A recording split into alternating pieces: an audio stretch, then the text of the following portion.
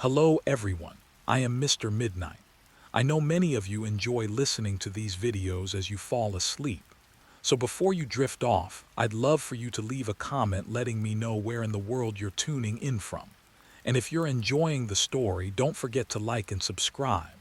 All right, now let's get comfortable, relax, and dive into tonight's case. Story 1. On the morning of February 7, 2023, the town of Silver Creek, Colorado woke beneath a pale winter sun that reflected off thin sheets of ice clinging to sidewalks and parked cars. It was the kind of town where people still nodded at one another in passing, where children walked to school bundled in oversized jackets, and where nothing truly terrible was supposed to happen. At 6:42 a.m., a neighbor walking his dog noticed that the garage door of the Whitaker home on Juniper Ridge Drive was partially open, the interior lights still glowing faintly. It was unusual but not alarming. Many residents left early for work, and the Whitakers were known for keeping odd hours. What made the neighbor pause was the silence. No engine noise, no movement, just a stillness that felt heavier than the cold air itself. The Whitaker family had moved to Silver Creek nearly 6 years earlier, drawn by the promise of stability and a slower pace of life. Evan Whitaker, 39, worked as a systems analyst for a regional logistics firm, commuting 2 days a week and working remotely the rest. His wife, Rachel, 36, was a former elementary school teacher who had taken time away from the classroom after the birth of their second child. They had 2 children, Noah, age 9, and Claire, age 6. To neighbors, the Whitakers were polite but reserved. They attended school events, waved from the driveway, and kept their lawn meticulously trimmed. Nothing about them stood out, and that normalcy would later become one of the most unsettling aspects of the case. By 8:15 a.m., concern began to ripple outward. Noah and Claire did not arrive at school. Rachel failed to answer repeated calls from the front office. Evan did not log into his scheduled morning meeting, something colleagues would later note was highly unusual given his reputation for punctuality. By mid-morning, a welfare check was requested. When officers from the Silver Creek Police Department arrived at the Juniper Ridge home at 10:03 a.m., they immediately detected the sharp, unmistakable smell of gasoline mixed with something metallic and wrong. The front door was unlocked. Inside, the house was quiet in a way that felt unnatural, as if sound itself had been drained from the rooms. What officers discovered inside would mark one of the most devastating cases the town had ever known. Rachel Whitaker and the 2 children were found in their beds, carefully positioned, blankets pulled neatly to their chins. There were no signs of forced entry, no evidence of struggle. Evan Whitaker was found in the garage, deceased, the family's SUV still running. Investigators would later determine that the carbon monoxide buildup had reached lethal levels hours earlier. A note lay folded on a workbench beside him. The house, pristine and orderly, had become the site of a calculated and deeply disturbing act. News spread quickly, first through police scanners and local Facebook groups, then through regional outlets that struggled to reconcile the brutality of the event with the quiet reputation of Silver Creek. Parents rushed to pick up their children from school. Churches opened their doors for prayer.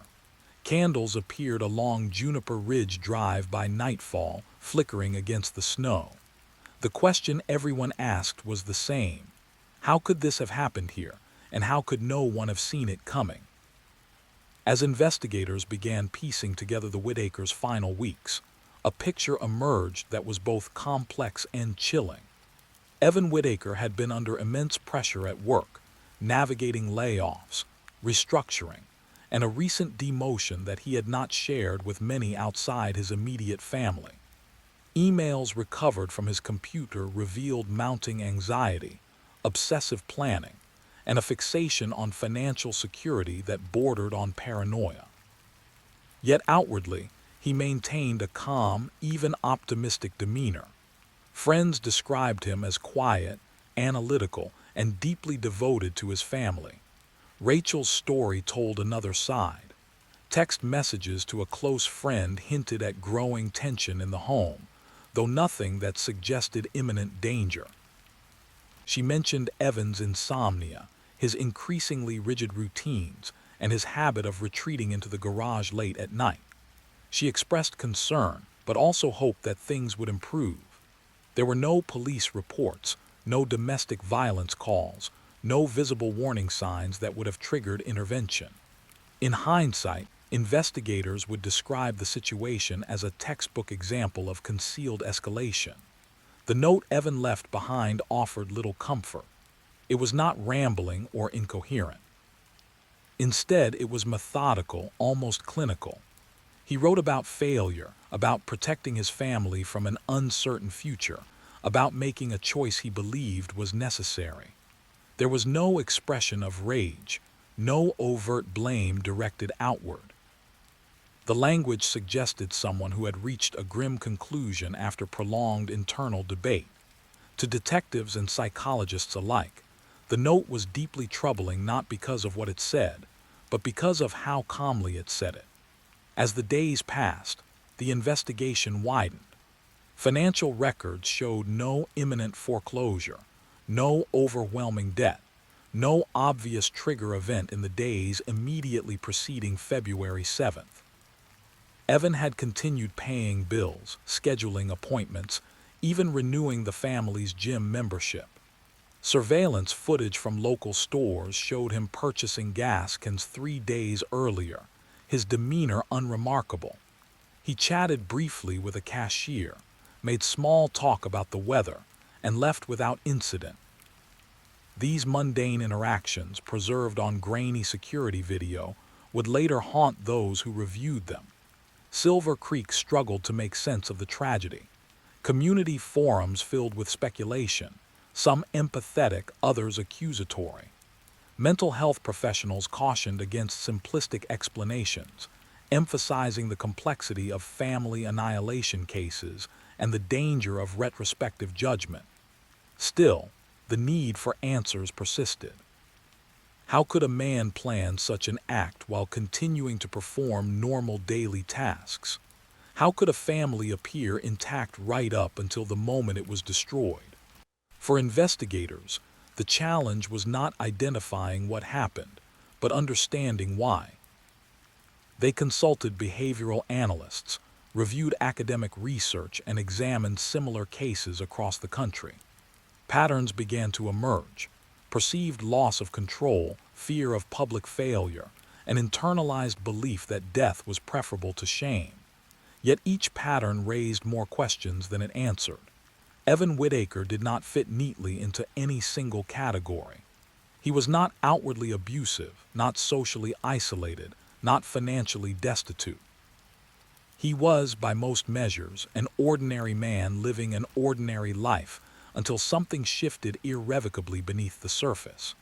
As February turned into March, the Whitaker home remained sealed off, a silent structure at the edge of the neighborhood. Children avoided walking past it. Parents lowered their voices when the subject arose. The case, though officially closed as a murder-suicide, continued to reverberate through the town. It challenged assumptions about safety, familiarity, and the limits of perception. It forced Silver Creek to confront the uncomfortable reality that danger does not always announce itself with noise or chaos. Sometimes it arrives quietly, methodically, disguised as normalcy. What investigators had not yet uncovered, and what would later reshape the narrative entirely, was that Evan Whitaker's actions were not as sudden as they first appeared. Beneath the calm exterior and careful routines lay a trail of digital breadcrumbs, personal writings, and private decisions that revealed a slow, deliberate descent, one that unfolded over months, not days. As authorities began to trace that hidden path, the case would take on new depth, exposing failures not only within one family, but within the systems meant to recognize and respond to silent crises before they turned fatal. And as Silver Creek mourned, the question that lingered was not only how this tragedy happened, but whether it could have been stopped, and who, if anyone, might have seen the warning signs had they known where to look. In the weeks following the Whitaker deaths, investigators shifted their focus from the physical evidence inside the Juniper Ridge home to the less visible terrain of Evan Whitaker's inner life. His laptop, phone, and cloud accounts became the primary artifacts through which detectives and forensic psychologists attempted to reconstruct a timeline not of actions, but of thoughts. What emerged was a portrait of a man who had begun quietly reorganizing his world long before February 7th, compartmentalizing fear, shame, and a growing sense of inevitability behind a facade of routine normalcy. Browser histories showed hours spent late at night reading articles about economic collapse, job displacement due to automation, and long-term financial insecurity. These searches were interspersed with more personal queries: life insurance policies, carbon monoxide poisoning timelines, and discussions buried deep in online forums where anonymous users spoke in coded language about exit plans and family protection. None of these searches, taken alone, would have raised alarms, but together they suggested a mind narrowing its focus toward a single, irreversible conclusion. Evan's professional life, when examined more closely, revealed stressors that had gone largely unnoticed by those around him. 6 months earlier, his company had undergone a quiet restructuring that eliminated several mid-level management positions. Evan was reassigned to a role with the same title but reduced influence, fewer projects, and diminished visibility. Internally, emails showed him pushing back against decisions, expressing concern about long-term job security, and requesting reassurances that never fully came. To colleagues, he downplayed the changes, framing them as temporary adjustments. To himself, according to private notes later recovered, the demotion represented something far more devastating: proof that he was becoming obsolete, replaceable, and incapable of providing the future he believed his family deserved. Rachel Whitaker's digital footprint painted a parallel but incomplete story. She had searched for marriage counseling options in Silver Creek and nearby towns, bookmarked articles about emotional withdrawal in partners, and drafted unsent messages to Evan expressing concern about his detachment. In text conversations with her sister, she described feeling as though she was living alongside someone who was physically present but emotionally sealed off. She noted his meticulous behavior, the way he triple-checked locks and bills, his insistence on rigid schedules for the children, and his growing intolerance for deviation from routine. Yet even in these messages, Rachel expressed faith that things would stabilize, attributing Evan's behavior to temporary stress rather than a deeper unraveling. Friends and neighbors were interviewed repeatedly as investigators sought corroboration. Most described the Whitakers as quiet but functional, a family that kept to itself without appearing isolated. One neighbor recalled seeing Evan late at night in the garage, lights on, music playing softly, but dismissed it as harmless tinkering. Another mentioned Evan's habit of jogging at odd hours, sometimes before dawn, sometimes late at night, always alone. Teachers at the children's school reported no signs of distress in Noah or Claire. Both children were described as cheerful, engaged, and well cared for. These accounts reinforced the central mystery of the case: how a family could appear intact and stable right up until the moment it was destroyed. The forensic analysis of the note Evan left behind deepened that mystery. Handwriting experts confirmed it was written over multiple sessions rather than in a single emotional outburst. Ink density and pressure variations suggested pauses, revisions, and careful consideration. The language avoided overt expressions of anger or despair, instead framing the act as a solution to an unsolvable problem. He wrote about shielding his family from suffering, about the cruelty of a world that measured worth by productivity, and about his fear of becoming a burden. Psychologists noted that this framing was consistent with a phenomenon known as altruistic familicide, in which the perpetrator perceives death as an act of mercy rather than violence. As media coverage intensified, so did public scrutiny. National outlets descended on Silver Creek, drawn by the unsettling contrast between the town's idyllic image and the brutality of the crime. Commentators debated responsibility, prevention, and the role of mental health stigma, often reducing the case to sound bites that frustrated investigators and grieving loved ones alike. Rachel's family issued a statement asking for privacy and urging the public to remember her and the children as individuals, not symbols. The statement emphasized Rachel's warmth, her dedication as a mother, and her quiet strength, qualities that were increasingly overshadowed by speculation about Evan's motives. Behind the scenes, law enforcement grappled with their own questions. There had been no calls for service to the Whitaker home, no reports of domestic disturbance, no prior welfare checks. The systems designed to flag risk had nothing to latch onto. Mental health professionals consulted on the case emphasized that Evan's behavior fit a pattern of internalized distress, where outward functionality masks severe psychological strain.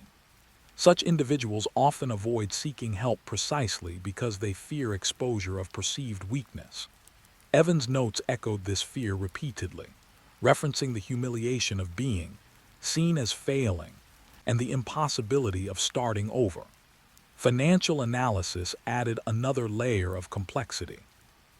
Contrary to early assumptions, the Whitakers were not on the brink of financial collapse.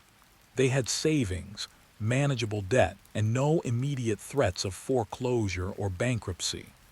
To investigators, this underscored a critical point. The crisis driving Evan's actions was not objective reality, but his perception of it. He had constructed a future narrative in which decline was inevitable, and once that narrative solidified, contradictory evidence no longer held sway. As weeks turned into months, Silver Creek attempted to move forward, but the case refused to fade into the background. Town hall meetings grew tense as residents demanded better mental health resources and questioned whether warning signs had been overlooked. School counselors reported increased anxiety among students, many of whom struggled to reconcile the idea that a parent could harm their own children. Clergy members spoke of a community grappling with shattered assumptions, where trust in the predictability of everyday life had been deeply eroded. For investigators, the most unsettling realization came not from any single discovery, but from the cumulative weight of small, missed moments. Evan's late-night searches, Rachel's unsent messages, the quiet withdrawal observed but unchallenged by those around him, all represented points where intervention might have been possible, had the significance been understood at the time. Instead, they formed a mosaic of hindsight, a map that could only be read after the destination had already been reached. As the official investigation neared its conclusion, one final development threatened to complicate the narrative even further. A digital forensics specialist uncovered a series of scheduled emails and documents set to be released weeks after February 7th. These files, hidden behind layers of encryption and delayed delivery, suggested that Evan Whitaker had intended his story to continue unfolding even after his death. Their contents, once accessed, would force investigators and the public alike to confront uncomfortable truths about intent, legacy, and the dangerous power of a single, unchecked belief system. When investigators decrypted the scheduled files Evan Whitaker had left behind, they realized that his planning extended far beyond the events of February 7th. The documents were organized meticulously, each folder labeled with dates and themes rather than names. There were spreadsheets tracking household expenses projected 5 and 10 years into the future, annotated with notes expressing doubt that he would be able to sustain relevance in a changing workforce. There were long-form journal entries written in a detached, almost academic tone, analyzing his own perceived decline as if he were a subject under observation. In these writings, Evan described feeling trapped between what he called the appearance of stability and an internal certainty that collapse was unavoidable. He wrote about waking each morning with a sense of dread, convinced that every ordinary action was merely delaying an inevitable reckoning. More troubling were the video recordings. Over a dozen short clips had been saved, each dated and recorded late at night in the garage. In them, Evan sat facing the camera, posture rigid, voice calm but strained. He spoke about responsibility, about the fear of public failure, and about the shame he associated with needing help. He insisted repeatedly that his family was better off without the uncertainty he believed he was bringing into their lives. To forensic psychologists, these recordings were not impulsive confessions, but rehearsals, an attempt to construct a coherent narrative that justified his actions in his own mind. The absence of overt emotion was, paradoxically, one of the most alarming features. As excerpts from these materials were shared selectively with mental health consultants, a clearer profile began to emerge. Evan exhibited classic signs of catastrophic thinking, a cognitive distortion in which the worst possible outcome is treated as inevitable.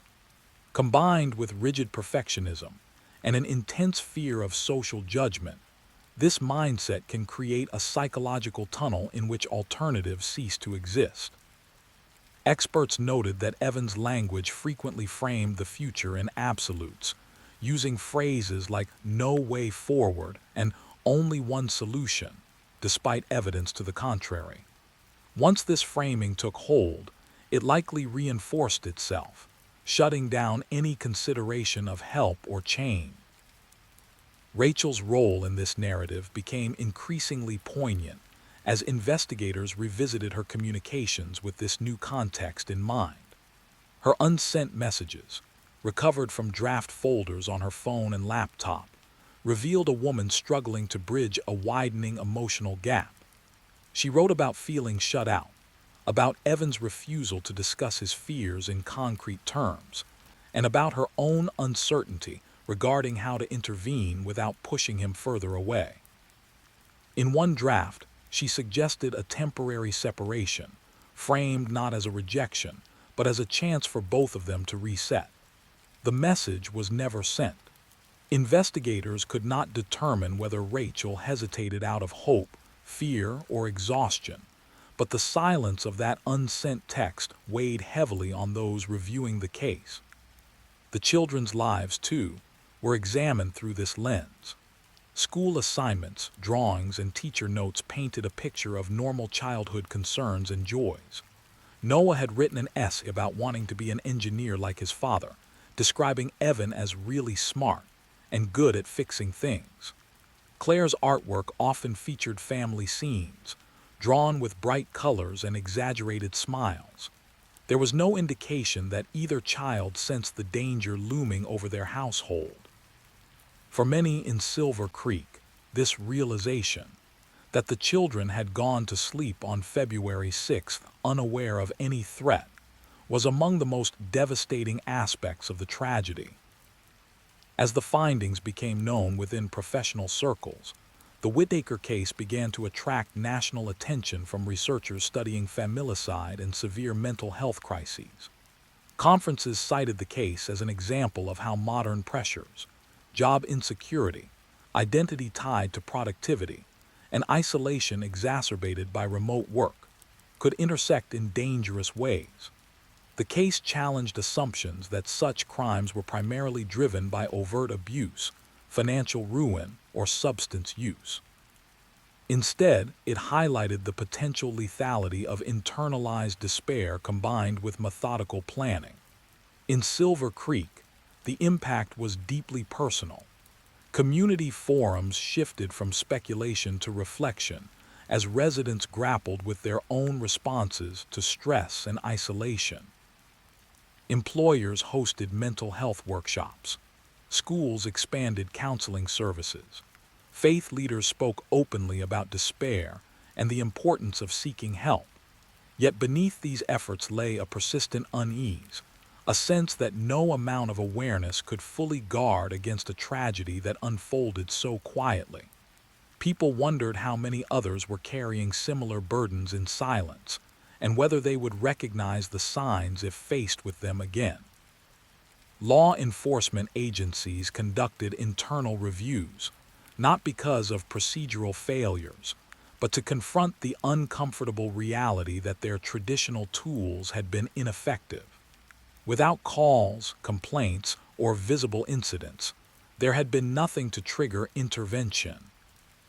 This led to renewed discussions about proactive mental health outreach, workplace wellness checks, and the ethical boundaries of surveillance and privacy.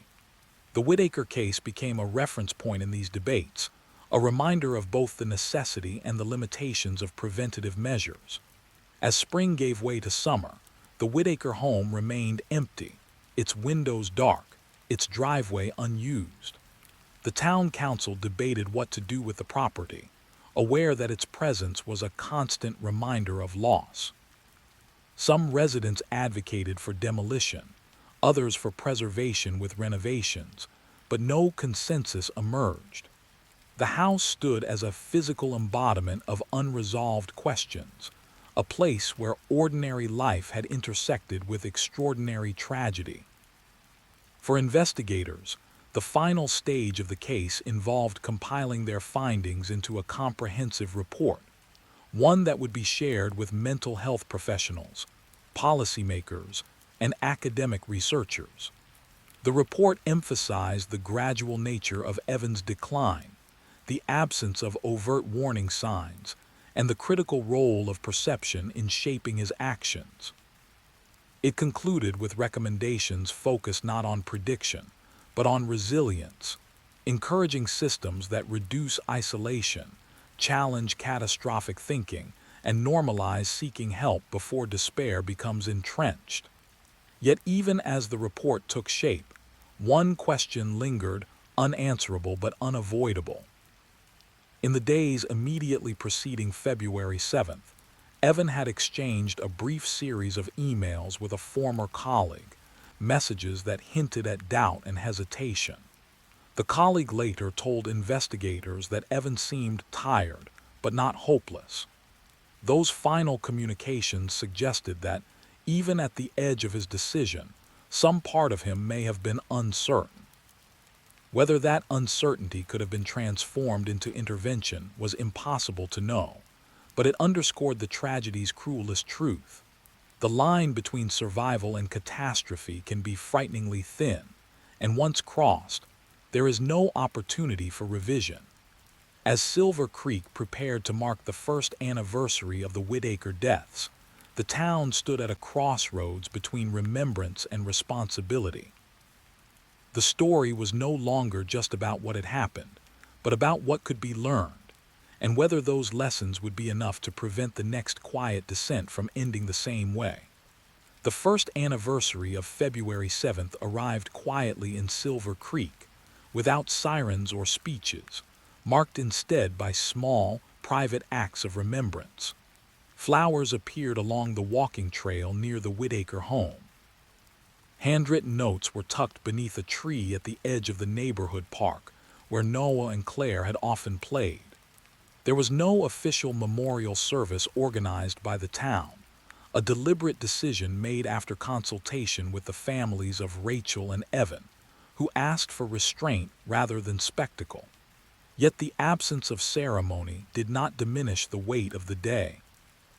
For many residents, it reopened wounds that had never fully closed, forcing them to confront not only what had happened, but what it revealed about the fragility hidden beneath ordinary lives. In the months following the tragedy, Rachel's parents worked with child advocates and victim support organizations to ensure that Noah and Claire were remembered not solely as victims, but as children with distinct identities and futures that had been stolen. Scholarships were established in their names, one focused on engineering and applied sciences, the other on early childhood arts programs. These initiatives were small compared to the enormity of the loss, but they represented an effort to transform grief into something that could benefit others. Rachel's sister, speaking at a closed event for scholarship recipients, described her sister as someone who believed deeply in quiet perseverance, a woman who carried burdens without complaint and loved her children fiercely. Evan's legacy, by contrast, remained far more complicated. His parents declined media interviews, releasing only a brief statement acknowledging the pain caused by their son's actions and expressing sorrow for Rachel and the children. Within professional circles, however, his case continued to be dissected. Mental health journals published analyses exploring how Evan's writings and behavior aligned with patterns seen in other familicide cases. Some experts argued that his meticulous planning indicated clear intent and moral responsibility, while others emphasized the role of untreated mental illness in distorting his judgment. These debates were not academic exercises alone. They influenced how clinicians, employers, and policymakers thought about prevention and accountability. One of the most significant outcomes of the Whitaker case was legislative. In late 2023, the state passed a package of mental health reforms informally referred to as the Silver Creek Initiative. The legislation expanded access to confidential counseling services through employers, mandated mental health training for managers in high-stress industries, and funded community-based crisis intervention teams designed to respond to nonviolent mental health emergencies. Lawmakers cited the Whitaker tragedy repeatedly during floor debates, framing the reforms as a response to a system that had failed not through negligence, but through invisibility. The measures were not without controversy, particularly regarding privacy concerns, but they reflected a growing recognition that isolation and despair could no longer be treated as purely private matters. For the investigators who had worked the case, closure remained elusive. Detective Laura Hernandez, who had led the forensic analysis of the Whitaker home, later described the case as one that altered her understanding of violence. In interviews conducted for training purposes, she explained that there were no escalating incidents, no history of calls to police, no neighbors reporting suspicious behavior. "We're trained to look for patterns," she said, "but sometimes the pattern is absence, silence, normalcy." Her words resonated with officers across the country who reviewed the case as part of updated training modules. The Whitaker home itself eventually became the subject of a difficult decision. After months of debate, the property was sold to the town and demolished. In its place, a small memorial garden was created, designed not as a monument but as a space for reflection. A simple plaque bore the names of Rachel, Noah, and Claire, without dates or descriptors. Visitors were encouraged to sit, walk, or leave notes, but not to linger in a way that turned the site into a spectacle. For residents, the garden became a place to process grief and uncertainty, a reminder of loss paired with an invitation to pause. As time passed, the case receded from national headlines, replaced by newer tragedies competing for attention. Yet its influence persisted in quieter ways. Therapists referenced it when discussing warning signs of catastrophic thinking. Employers cited it when implementing wellness check-ins. Families spoke about it when encouraging loved ones to seek help without shame. The story became part of a broader cultural conversation about masculinity, vulnerability, and the dangers of equating self-worth with productivity and control. Perhaps the most haunting aspect of the Whitaker case was not the violence itself, but the realization that, to outsiders, the family appeared to be thriving until the very end. This dissonance challenged deeply held assumptions about what crisis looks like and who is at risk. It forced a reckoning with the limits of perception, reminding communities that stability can be performative and that suffering often hides behind competence and routine. In reflecting on the tragedy, mental health professionals emphasize the importance of language, how people describe their struggles and how others respond. Evans' writings revealed a man trapped by absolutes, convinced that his perceived failure negated his value. Rachel's unsent messages revealed a woman searching for words that might reach someone withdrawing behind walls of certainty. Between them lay a gap filled with silence, fear, and missed opportunities for intervention. The lesson, many argued, was not that every tragedy could be prevented, but that creating spaces for honest, non-judgmental dialogue could reduce the likelihood of despair reaching such a lethal endpoint. The Whitaker story ultimately became a mirror, reflecting uncomfortable truths about modern life. It exposed how easily individuals can become isolated even while surrounded by family, how societal expectations can amplify private fears, and how systems designed to help often rely on signals that never appear. It also demonstrated the enduring impact of compassion and reform, showing that even in the aftermath of irreparable harm, communities can choose to respond with introspection rather than denial. Rachel Whitaker and her children did not choose to become symbols, yet their story now serves as a cautionary tale and a call to action. It asks whether we are willing to look beyond appearances, to listen more closely, and to intervene earlier, even when doing so feels uncomfortable. It reminds us that true crime is not only about perpetrators and punishment, but about the fragile human conditions that precede catastrophe. And it leaves us with a question that lingers long after the details fade. In a world where despair can remain hidden until it is too late, how do we learn to see what is not being said? Story 2. On a humid evening in late August 2023, the city of Pune, India, moved through its routines with the quiet confidence of a place that believed itself safe. Office towers emptied into traffic-clogged streets, food vendors packed up their stalls, and apartment lights flickered on one by one across the city's expanding skyline. In a gated residential complex on the outskirts of Banner, a family that embodied modern middle-class success settled in for the night, unaware that they had already been selected, studied, and marked. What would unfold over the next 12 hours would become one of the most disturbing criminal cases in recent Indian history, exposing not only individual cruelty, but deep cracks in policing, parole supervision, and the dangerous invisibility of repeat violent offenders. This is the story of the Kulkarni family, a story of trust betrayed, survival against impossible odds, and a crime that forced a nation to confront how evil can operate in plain sight.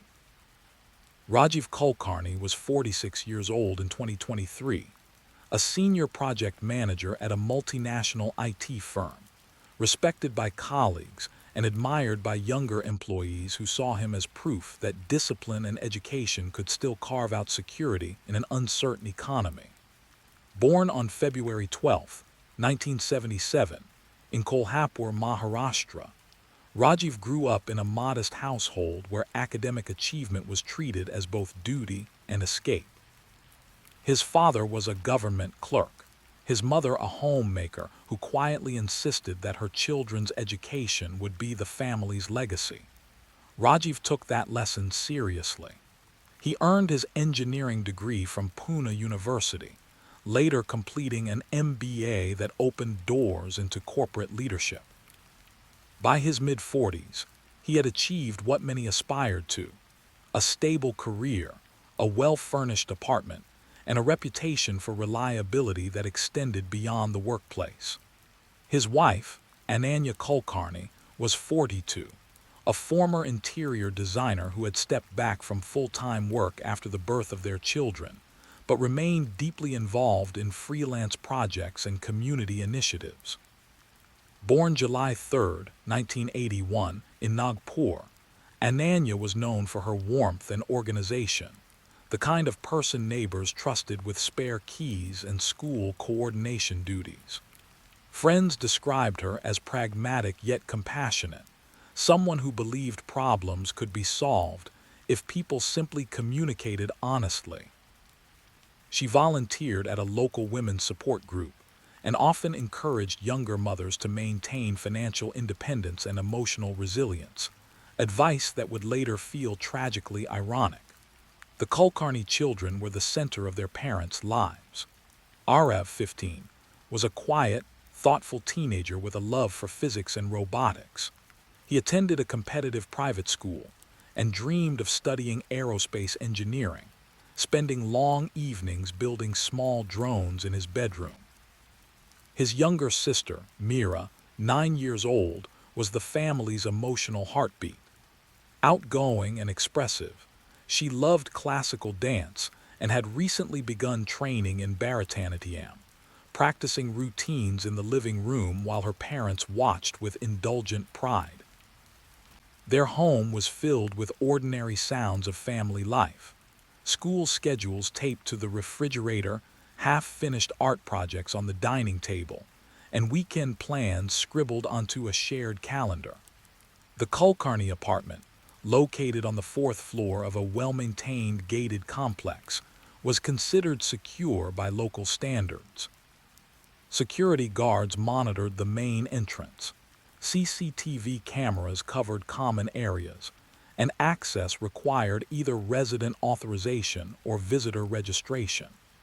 Rajiv and Ananya believed these measures provided sufficient protection, a belief shared by most residents who chose the complex precisely for its reputation of safety. It was the kind of place where children played in the courtyard without constant supervision, and neighbors greeted each other with familiarity rather than suspicion. What the Kulkarni family did not know was that they had been under quiet observation for weeks. Rohit Jadhav was 31 years old in 2023, a man whose name would soon become synonymous with calculated brutality. Born on November 19, 1991, in Ahmednagar district, Rohit's life had been shaped by instability from an early age. His father, a habitual alcoholic, died in a workplace accident when Rohit was 12. His mother struggled to support 3 children through irregular domestic work. School attendance was inconsistent, and by his late teens, Rohit had accumulated multiple petty theft charges. His criminal behavior escalated quickly in his 20s, culminating in a violent home invasion in 2016 that left an elderly man hospitalized. Rohit served 5 years in Yerwada Central Jail and was released in early 2022 under conditional supervision. Official records described Rohit as non-cooperative but compliant, a vague assessment that masked a pattern of manipulation. He learned quickly how to present himself as reformed during evaluations, offering rehearsed statements about regret and second chances. Behind this facade, however, Rohit nurtured a growing resentment toward what he perceived as a society that had denied him dignity. In his mind, families like the Kulkarnis were not just wealthy. They were symbols of everything he believed had been unfairly withheld from him. His accomplice, Samir Sheikh, was 38, older and more experienced, with a criminal history stretching back nearly 2 decades. Born April 6, 1985 in Pune, Samir had cycled in and out of prison for burglary, assault, and extortion. Unlike Rohit, who craved validation and recognition, Samir operated with cold pragmatism. Crime was not an expression of rage for him, but a profession. He met Rohit through a rehabilitation NGO that partnered with Parole Services, a well-intentioned program that inadvertently brought two dangerous men together. Their conversations initially centered on survival and money, but gradually shifted toward more ambitious plans. By mid-2023, Rohit had secured work as a temporary electrician's assistant through a subcontractor servicing residential complexes across Pune. This job provided him with something far more valuable than income: access. He learned layouts, security routines, and the rhythms of families who trusted that a uniform and ID badge meant safety. It was during one such assignment in early July that he first encountered the Kulkarni apartment. Ananya had let him in to fix a minor wiring issue in the kitchen, offering him water and exchanging polite conversation. To her, he was just another worker doing his job. To Rohit, the encounter confirmed something else entirely. He noted the apartment's layout, the presence of children, the absence of extended family, and the expensive electronics visible in plain sight.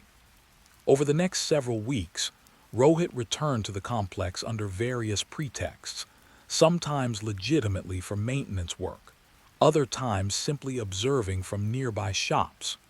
He tracked Rajiv's work schedule, noting late returns during project deadlines. He learned the children's school timings and recognized the security guards' shift changes. These observations were shared with Samir, who refined them into a plan. What began as a burglary concept evolved into something far darker, fueled by Rohit's fixation on the family and Samir's willingness to exploit it. On August 28, 2023, the night before the crime, Rohit and Samir exchanged a series of messages that investigators would later recover. The tone was disturbingly casual. They discussed entry points, contingency plans, and what they referred to as control measures. There was no mention of hesitation, no indication of doubt. At 11:43 p.m., Rohit sent a final message. "Tomorrow we end the waiting." Samir replied minutes later, "Be ready, no mistakes." Inside the Kulkarni apartment, the family prepared for an ordinary Monday. Arev complained about an upcoming exam. Mira practiced her dance steps one last time before bed. Ananya packed lunches while Rajiv reviewed emails on his laptop, already thinking about the week ahead. By 10:30 p.m., the lights were off, and the apartment settled into silence, the kind that comes with trust in routine and familiarity.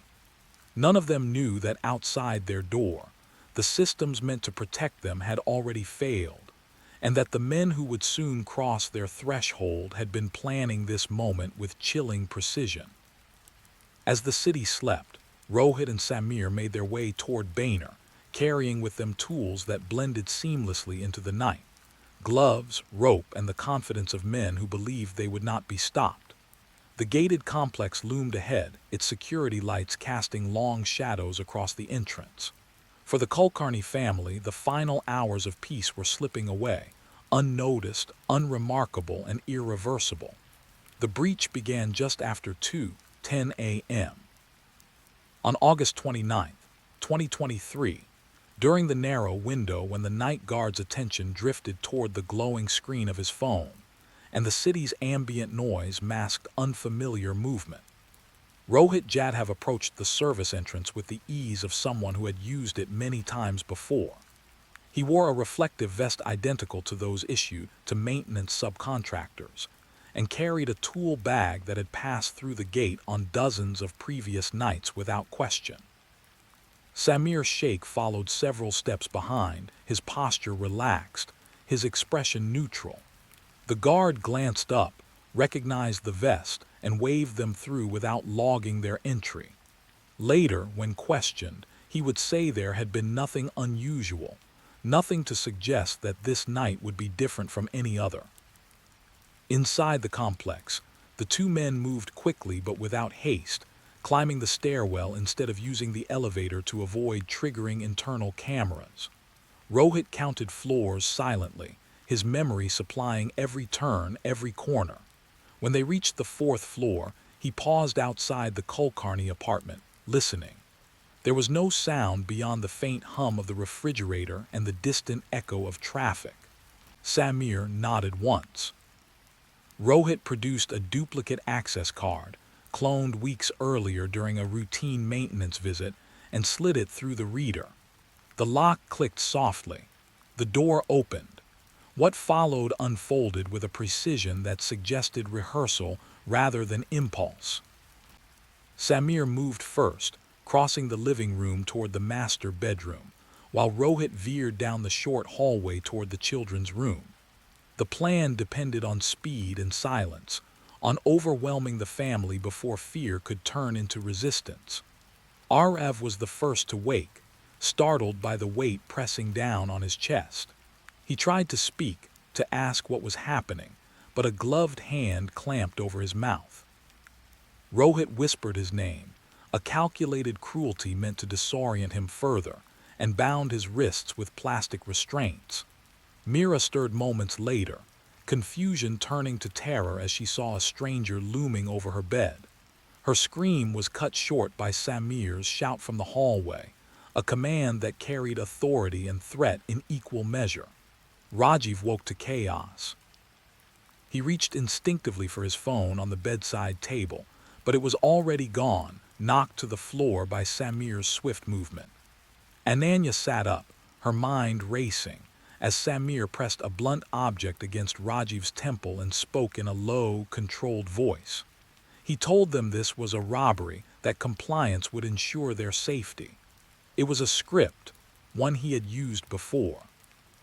Rajiv nodded, heart pounding, trying to memorize every detail, every voice, every accent, believing that if he could survive long enough, the police would come. Ananya squeezed his hand, silently urging calm, silently promising protection she did not have the power to give. For the next several hours, the apartment became a confined stage for escalating terror. The intruders moved the family into the living room, binding their hands and separating them under the pretense of efficiency. Rohit searched drawers and cupboards with growing agitation, frustrated by the absence of large sums of cash. Samir remained composed, directing the operation, reminding Rohit of the next steps. They demanded passwords, bank details, access to digital wallets. Rajiv complied where he could, carefully choosing answers that might slow them down without provoking violence. Ananya watched Rohit closely, recognizing the volatility beneath his forced calm, sensing that his fixation went beyond money. At approximately 4:30 a.m., Samir made the decision that would shift the crime from robbery to something irrevocably worse. He ordered Ananya to get dressed and told her she would be taken to an ATM. Rajiv protested, his voice breaking despite his efforts to remain steady. Samir struck him once, a sharp blow that silenced further resistance.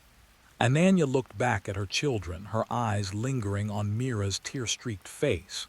She promised she would return. It was a promise she believed, even as fear clawed at her certainty.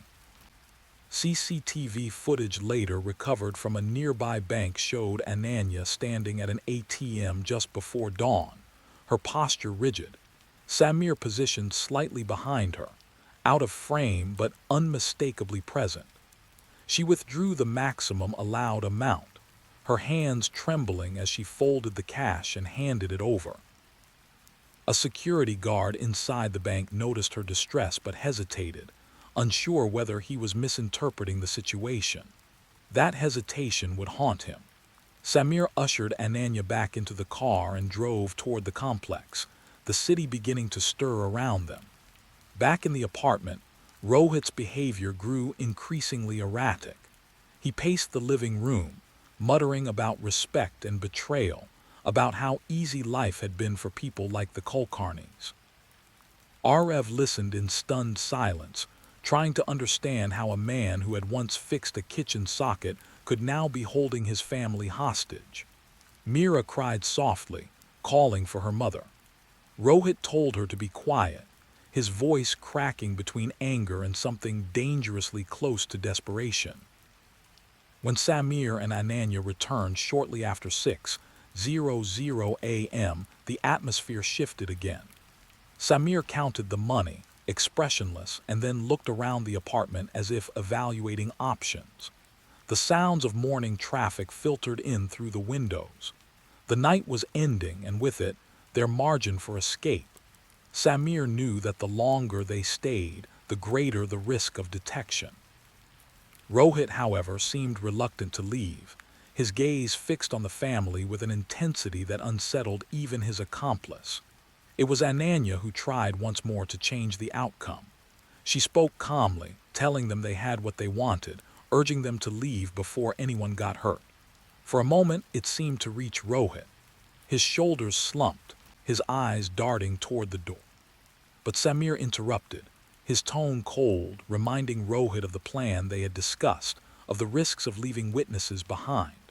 The words hung in the air, heavy and final. What happened next unfolded rapidly, a cascade of decisions driven by fear and calculation rather than impulse. Samir moved to restrain Rajiv more securely, while Rohit grabbed Meera, dragging her toward the bedroom. RF shouted, struggling against his bindings, his voice raw with panic. Ananya screamed, breaking the fragile illusion of control that had held the situation together.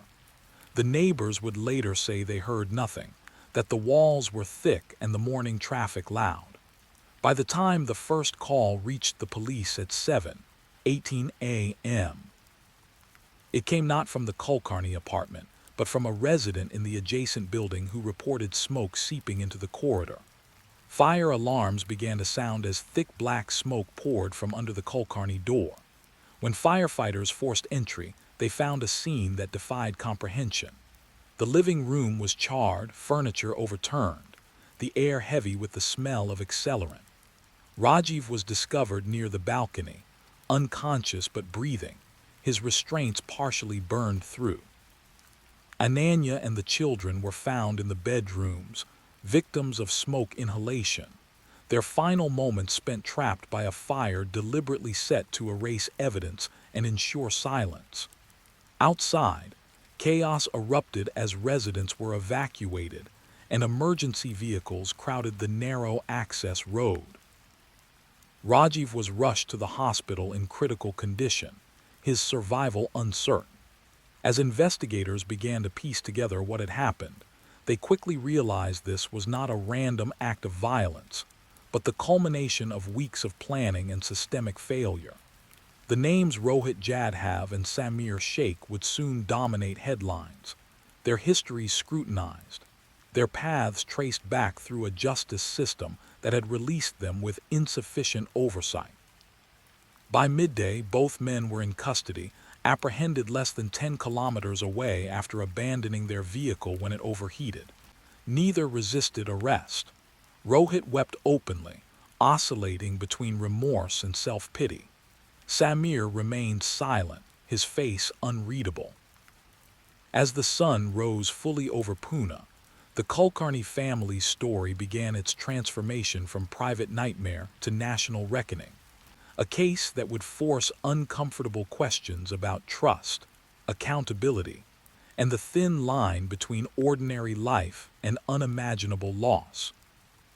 As the scale of the crime became clear, investigators from the Pune City Police Crime Branch took over, sealing the Kulkarni apartment and establishing a perimeter that drew crowds of stunned residents and media crews within hours. The fire had destroyed much of the physical space, but it had not erased the story written into the walls. Accelerant patterns on the floor, burned trajectories along the curtains, and the placement of charred furniture told a precise tale of intent. This was not an accident or a desperate attempt to flee. It was a calculated effort to ensure that those inside could not escape, and that evidence would be consumed in the chaos. Fire investigators recovered partially melted plastic restraints near the balcony and the remnants of rope in the children's bedroom, their presence confirming that the family had been bound when the fire was set. Rajiv Kulkarni regained consciousness late that afternoon in the ICU, disoriented and in agony. He suffered severe smoke inhalation, second-degree burns on his arms and back, and multiple blunt force injuries to his head and ribs. Doctors sedated him to stabilize his breathing, but before losing consciousness again, he managed to speak a single sentence that would anchor the entire investigation. He said there were two men, that one had pretended to be a maintenance worker, and that they had planned everything. Those words, fragmented and weak, gave investigators confirmation of what the physical evidence already suggested. This crime was premeditated, not opportunistic. Over the next 48 hours, detectives reconstructed the timeline with relentless precision. CCTV footage from the complex showed Rohit Jadhav entering through the service gate wearing a reflective vest, followed by Samir Sheikh just minutes later. Footage from the stairwell cameras, though partially obscured, captured their ascent to the fourth floor. Nearby traffic cameras tracked Samir's vehicle leaving the complex before dawn and returning shortly after. ATM footage confirmed Ananya's forced withdrawal, her distress visible to anyone who knew how to look for it. Investigators interviewed the security guard who had waved the men through, noting his shock and guilt as he realized the consequences of a moment's inattention. Digital forensics provided further insight into the perpetrator's mindset. Rohit's phone contained notes written over several weeks, obsessively cataloging the Kulkarni family's routines. He referred to Rajiv as the manager, to Ananya as the organizer, reducing them to roles rather than people. In one entry dated August 21st, he wrote about how easily trust was given and how that trust could be used. Samir's phone, by contrast, was sparse. Messages between the two men focused on logistics and risk, devoid of emotional language. To investigators, this contrast illustrated the dynamic between them. Rohit driven by fixation and resentment, Samir by calculation and control. Public reaction was swift and visceral. The Kulkarni case dominated national news, not only for its brutality, but for the unsettling realization that the perpetrators had exploited systems designed to ensure safety. The fact that Rohit had been employed through a subcontractor, with minimal background checks, ignited outrage. Parents across the country questioned who they allowed into their homes and under what assumptions. Social media, filled with calls for stricter vetting of maintenance workers and harsher penalties for repeat offenders. Candlelight vigils were held in Pune, Nagpur, and Kolhapur, drawing thousands who stood in silence holding photographs of Ananya, Arav, and Meera. Within the police department, the case triggered internal reviews. Parole records revealed that Rohit had missed multiple mandatory check-ins after his release, violations that had gone unaddressed due to understaffing and administrative backlog. Samir, though technically under supervision, had been assessed as low immediate risk, despite his long history of violent offenses. These findings fueled accusations of systemic negligence, prompting senior officials to promise reforms even as they faced mounting public pressure. As charges were formalized, prosecutors laid out a case that left little room for ambiguity. Rohit and Samir were charged with multiple counts, including murder, kidnapping, arson, robbery, and criminal conspiracy. The charge sheet detailed how the men had studied the family, gained access through deception, and made conscious decisions at every stage that escalated the crime.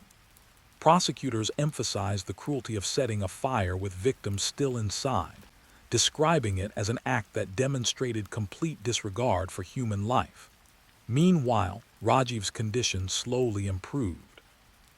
Weeks passed before he was strong enough to provide a full statement, and when he did, it was delivered in a quiet voice that carried the weight of everything he had lost. He described waking to strangers in his home, the terror of being unable to protect his family, and the moment he realized the fire had been set. He spoke of Ananya's courage, of how she had tried to reason with their captors, and of the sound of Mira crying for her mother. His testimony was devastating not because it was dramatic, but because it was restrained, a factual recounting of horror that no parent should ever have to endure. Psychological evaluations of the accused added another layer to the narrative. Rohit was diagnosed with severe antisocial traits combined with deep-seated resentment and a need for validation. Experts noted his tendency to frame his actions as responses to perceived injustice, minimizing his responsibility while emphasizing his grievances. Samir, on the other hand, was described as emotionally detached, capable of extreme violence without visible remorse. The evaluations concluded that while their motivations differed, their partnership created a closed loop of reinforcement, each enabling the other's worst impulses. As the trial date approached, the Kulkarni case became a focal point for broader conversations about criminal justice in India. Legal scholars debated sentencing, with many calling for the harshest possible punishment. Advocates for victims' rights argued that life imprisonment was insufficient for crimes of such calculated brutality. Others cautioned against letting outrage dictate policy, urging systemic reforms over symbolic severity. Through it all, Rajiv remained largely silent in public, releasing a single statement thanking those who had supported him and asking that his family be remembered for how they lived, not just how they died. By the end of 2023, the courtroom was prepared, the evidence meticulously organized, and the nation watching. The trial promised not only to determine the fate of Rohit Jadhav and Samir Sheikh, but to serve as a reckoning with the failures that had allowed them to move freely, plan meticulously, and strike without warning. For Rajiv, the pursuit of justice was intertwined with grief, each court appearance a reminder of the life that had been stolen from him. For the public, the case stood as a grim testament to how easily trust can be weaponized, and how devastating the consequences can be when warning signs are ignored. The trial of Rohit Jadhav and Samir Sheikh began in early December 2023 under unprecedented security, the courthouse ringed with police as crowds gathered outside each morning. Inside, the proceedings unfolded with a gravity that matched the public's expectation of accountability. Prosecutors presented a case built on meticulous reconstruction, weaving together surveillance footage, digital records, forensic evidence, and Rajiv Kulkarni's testimony into a narrative that left little doubt about intent. They emphasized not only the brutality of the acts themselves, but the weeks of observation and preparation that preceded them, arguing that this was a crime born of choice at every step, not a momentary lapse or a desperate improvisation. Defense attorneys attempted to frame Rohit as a man shaped by deprivation and neglect, pointing to systemic failures that had left him adrift after his release from prison. For Samir, the strategy was different, focusing on procedural challenges and minimizing his role as a follower rather than an instigator. The courtroom listened, but the evidence spoke louder than interpretation. Rajiv took the stand midway through the trial, his appearance drawing a hush from the gallery. He walked slowly, still recovering physically, his face etched with exhaustion that no amount of rest could erase. His testimony was direct and restrained, recounting the invasion, the separation, and the fire without embellishment. When asked about Ananya's final moments, his voice faltered for the first time. He described her insistence on protecting the children, her attempt to reason with men who had already decided the outcome. The courtroom remained silent as he spoke, the weight of his words settling heavily over everyone present. For many observers, it was in this moment that the abstract horror of the crime crystallized into something deeply personal and irreversible. Expert witnesses followed, detailing the psychological profiles of the accused and the systemic gaps that had allowed them to operate unchecked. Parole officers testified about overloaded caseloads and missed warning signs. Representatives from the subcontracting firm acknowledged inadequate background checks, their statements revealing a chain of negligence rather than a single point of failure. The judge permitted these testimonies not to shift blame, but to establish context, underscoring that accountability extended beyond the individuals on trial to the structures that had failed to contain them. When closing arguments concluded, the jury deliberated for less than 6 hours. The verdict, delivered on a cold December afternoon, found both Rohit Jadhav and Samir Sheikh guilty on all major counts. The sentencing phase followed swiftly. Prosecutors argued for the maximum penalty, citing the premeditated nature of the crime and the deliberate use of fire to ensure death. Defense pleas for leniency were brief and unpersuasive, overshadowed by the enormity of the harm inflicted. The judge sentenced both men to life imprisonment without the possibility of parole, a decision met with quiet acceptance rather than celebration. There was no sense of victory in the room, only the somber acknowledgement that no sentence could restore what had been lost. Outside the courthouse, reactions were mixed. Some felt the punishment was appropriate, a firm statement that such acts would not be tolerated. Others argued it did not go far enough, reflecting a broader national debate about justice, deterrence, and reform. Yet amid these discussions, one voice remained notably absent. Rajiv declined to address the media, later releasing a written statement expressing gratitude for the verdict and reiterating his hope that the case would lead to meaningful change rather than fleeting outrage. In the months that followed, the Kulkarni case left a lasting imprint on policy and public consciousness. Maharashtra state authorities announced stricter regulations for subcontractors working in residential complexes, mandating comprehensive background checks and centralized databases accessible to law enforcement. Parole supervision protocols were revised, with increased funding allocated to reduce caseloads and improve monitoring of high-risk individuals. These measures were framed explicitly as responses to the failures highlighted by the case, an acknowledgement that prevention required investment and vigilance. For Rajiv, life became a process of reconstruction rather than recovery. He moved out of the Boehner apartment, unable to reconcile its walls with memories of laughter and loss. He returned to work gradually, finding solace in routine while dedicating increasing time to advocacy. Through a foundation established in Ananya's name, he supported programs focused on victim assistance and community safety, channeling his grief into efforts that might protect other families.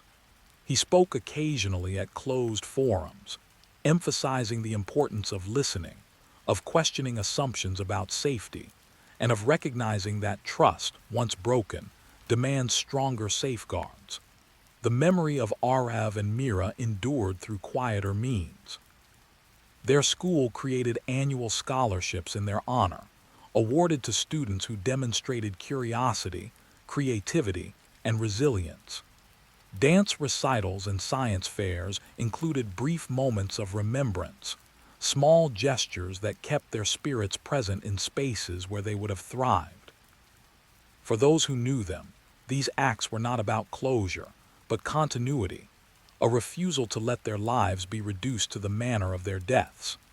As 2023 drew to a close, the Kulkarni case gradually receded from headlines, replaced by new stories clamoring for attention. Yet its lessons lingered. It reminded communities that safety is not guaranteed by appearances or infrastructure alone, that systems designed to protect must be continually examined and reinforced. It exposed how easily trust can be exploited when oversight falters, and how devastating the consequences can be when warning signs are dismissed or unseen. In the end, the story of the Kulkarni family became more than a chronicle of crime. It was a mirror held up to a society navigating rapid change, highlighting the tensions between progress and vulnerability, compassion and accountability.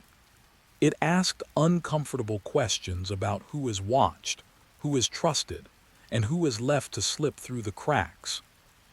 And it left behind a quiet imperative, one that persists long after the courtroom lights dimmed: to see more clearly, to act more decisively, and to remember that behind every headline lies a family whose ordinary life was shattered in an instant, never to be whole again. Story 3. In the early hours of June 10, 2022, Tangshan was still awake in the way industrial cities often are during summer nights, with fluorescent lights buzzing above open storefronts and the lingering smell of grilled meat drifting through the streets. The city, located in Hebei province and better known nationally for steel production than scandal, was quiet but not asleep. At around 2:40 a.m., a group of people sat eating at a barbecue restaurant on Giant South Road, a narrow stretch lined with late-night eateries that catered to workers, students, and anyone unwilling to let the night end. Inside the restaurant, plastic stools scraped against the tiled floor, bottles clinked, and conversation rose and fell in the familiar rhythm of after-midnight dining. Nothing about the scene suggested that within minutes it would become the focal point of one of the most disturbing criminal cases China would see that year. At one of the tables sat 4 women, friends who had gone out together for a late meal. Surveillance footage later showed them laughing, leaning close to hear one another over the ambient noise, relaxed in the assumption that a public space offered a measure of safety. At a nearby table sat a group of men who had been drinking heavily. Among them was a man later identified as Chen Jizhai, who would be named as the primary instigator in what followed. The interaction began without warning. Chen approached the women's table and placed his hand on one woman's back. The contact was not ambiguous, nor was it accidental. When she immediately pushed him away and verbally rejected him, the atmosphere shifted. What should have ended with embarrassment or restraint instead escalated into violence. Chen responded not with retreat but with aggression. Words were exchanged quickly, voices rising. In seconds, he struck the woman and chaos erupted. Other men from his group rushed in, joining the assault. Chairs toppled, bottles shattered. The footage, later circulated nationwide, showed the women being punched, dragged by their hair, and beaten repeatedly as they attempted to shield themselves and each other. The attack spilled out of the restaurant and onto the street, where it continued under streetlights and in full view of bystanders who hesitated, some retreating, others frozen by shock. The assault lasted several minutes, but its impact would stretch far longer. Police arrived after emergency calls were made, and the injured women were taken to hospital. Initially, local statements described the incident in restrained terms, emphasizing that the victims were receiving treatment and that suspects had been detained. But by morning, surveillance footage had begun spreading rapidly across Chinese social media platforms. The images were raw and unmistakable. There was no ambiguity about what had occurred.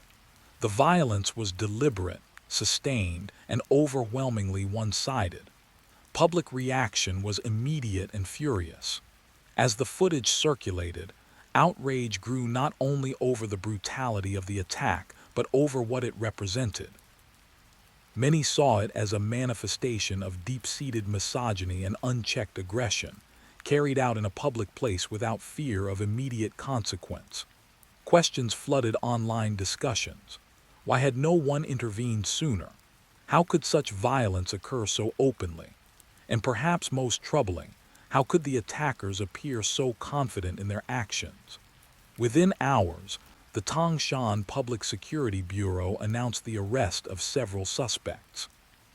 But the case did not remain a straightforward assault investigation for long. As authorities dug deeper, It became clear that this group of men was not unknown to law enforcement. Chen Jizhai and others involved were soon linked to a broader pattern of criminal behavior, including illegal detention, violent intimidation, and organized disorder. What initially appeared to be an isolated act of street violence began to resemble the visible tip of a much larger structure. Medical updates added to the gravity of the situation. Two of the women sustained severe injuries requiring prolonged hospitalization. Reports confirmed broken bones, head trauma, and psychological harm that would not be easily quantified or treated. Families of the victims remained largely silent publicly, their focus on recovery rather than commentary, while the nation debated their suffering in real time. As pressure mounted, higher-level authorities intervened. A special investigation team was dispatched from outside Tangshan to ensure impartiality. This decision itself signaled concern that local enforcement may have failed to contain or properly address criminal networks operating in the area. Almost immediately, attention shifted from the perpetrators alone to the systems that had allowed them to operate with apparent confidence. In the days that followed, police expanded the scope of the investigation. Additional suspects were arrested, including individuals accused of harboring or assisting the attackers after the incident. Financial records, prior complaints, and past arrests were reviewed. What emerged was a picture of men who had repeatedly tested boundaries and faced limited consequences, emboldened by a sense of impunity that now stood in stark contrast to the national spotlight trained upon them. The barbecue restaurant itself became a symbol. Its plastic tables and fluorescent lighting were replayed endlessly on screens across the country, an ordinary setting transformed into evidence of vulnerability. For many viewers, the familiarity of the space made the violence more unsettling. This was not a secluded alley or a hidden room. It was a place anyone could have been, at an hour when many people still were. By mid-June, the case had already moved beyond Tangshan.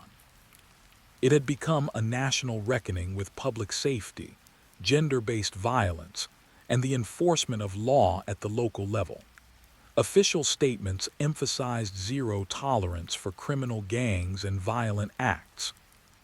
Campaigns were announced to crack down on organized crime and evil forces, language that echoed previous national initiatives but now carried renewed urgency. Behind the headlines, the victims remained largely unseen, their recovery ongoing, their lives permanently altered. The men who attacked them sat in detention, facing charges that would soon extend far beyond assault. And the city of Tangshan found itself under scrutiny, its institutions examined for failures both visible and systemic. What began as a single act of harassment at a late-night restaurant had, within days, unraveled into one of the most consequential criminal cases of 2022 in China. And as investigators continued their work, it became increasingly clear that the violence caught on camera was not an anomaly, but a symptom of something far more entrenched, waiting to be exposed. As the national attention on Tangshan intensified, investigators moved quickly to widen the scope of what was now being treated not merely as an assault case, but as a potential organized crime investigation. What disturbed authorities most was not only the violence itself, but the attackers' apparent confidence that they could act without immediate consequence. This confidence suggested familiarity with intimidation, repeated exposure to police encounters, and an expectation that even if stopped, repercussions would be manageable. That assumption would soon prove catastrophically wrong. Within days of the attack, police confirmed that Chen Jizhai was not a first-time offender. Public records and internal law enforcement files revealed that he had a history of violent behavior and had been previously investigated for acts involving coercion and illegal detention. Several of the men involved were also found to have criminal records or prior associations with violent incidents. These were not strangers who happened to drink too much on one night. They were men who had repeatedly operated on the edges of legality, sometimes crossing far beyond them, and who had learned through experience where enforcement was weak. As the investigation expanded, police uncovered evidence that Chen and his associates had long engaged in activities characteristic of local evil forces, a term used in Chinese law enforcement to describe loosely organized criminal groups that rely on violence, threats, and intimidation to control territory or extract benefits. Witnesses came forward describing incidents of forced drinking, extortion, beatings, and the use of violence to settle personal disputes. Some had never reported these encounters, believing it would only bring retaliation or lead nowhere. Others claimed that complaints had been minimized or ignored. This accumulation of testimony began to paint a troubling picture of normalized fear. In certain neighborhoods, these men were known quantities. People recognized them, avoided them, and adjusted their behavior accordingly. The barbecue restaurant attack, filmed and impossible to suppress, shattered that uneasy equilibrium. What had once been whispered or endured silently was now undeniable, replayed on screens millions of times. At the same time, questions mounted about the initial police response. While officers had arrived and made arrests, online commentators scrutinized early official statements that appeared restrained and incomplete. Why, many asked, had the severity of the victim's injuries not been emphasized immediately? Why were details about the suspect's background slow to emerge? The central authorities appeared to share these concerns, which led to a rare and highly publicized intervention. A joint task force was established, drawing personnel from provincial and national levels.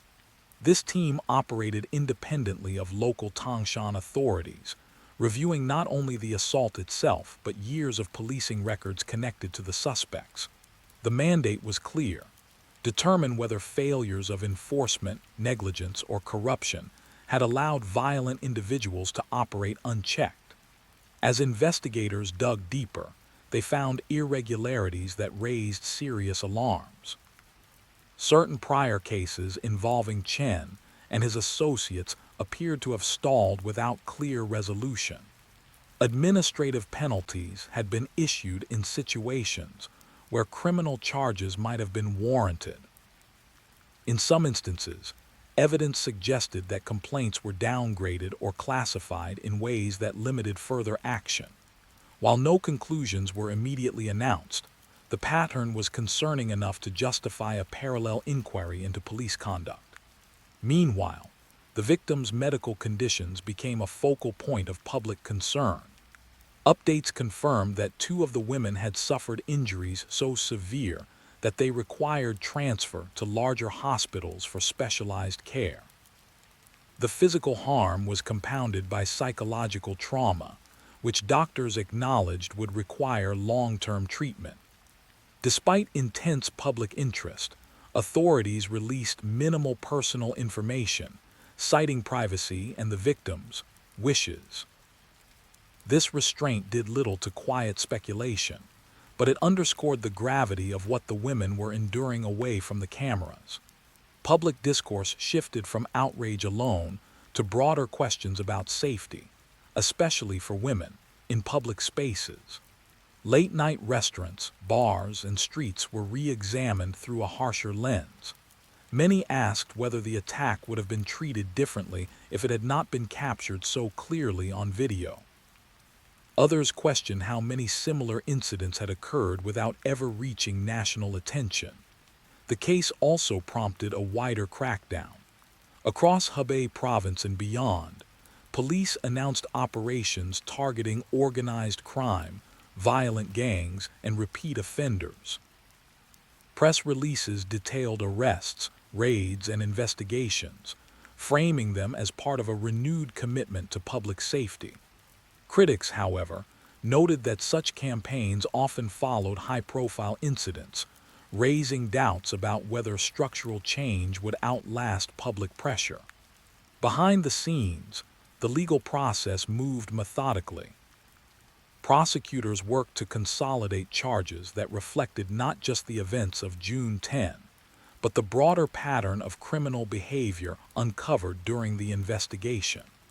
This meant that the men responsible would not face justice solely for one night of violence, but for years of intimidation and abuse that had finally come to light. As weeks passed, additional suspects were detained, including individuals accused of aiding the perpetrators after the assault by helping them evade capture or destroy evidence. These arrests reinforced the sense that the attack was not an isolated outburst, but part of a network of relationships built on loyalty, fear, and shared criminality. By late summer 2022, the Tangshan case had evolved into a comprehensive examination of how violence can take root when oversight fails and fear goes unchallenged. The men who once acted brazenly in a crowded restaurant were now isolated, their histories laid bare, their futures narrowing toward the courtroom. Yet even as the investigation progressed, a lingering unease remained. The public wanted not only punishment, but assurance that the conditions enabling such brutality would not simply reform elsewhere, waiting for the next moment of exposure. The stage was now set for the legal reckoning.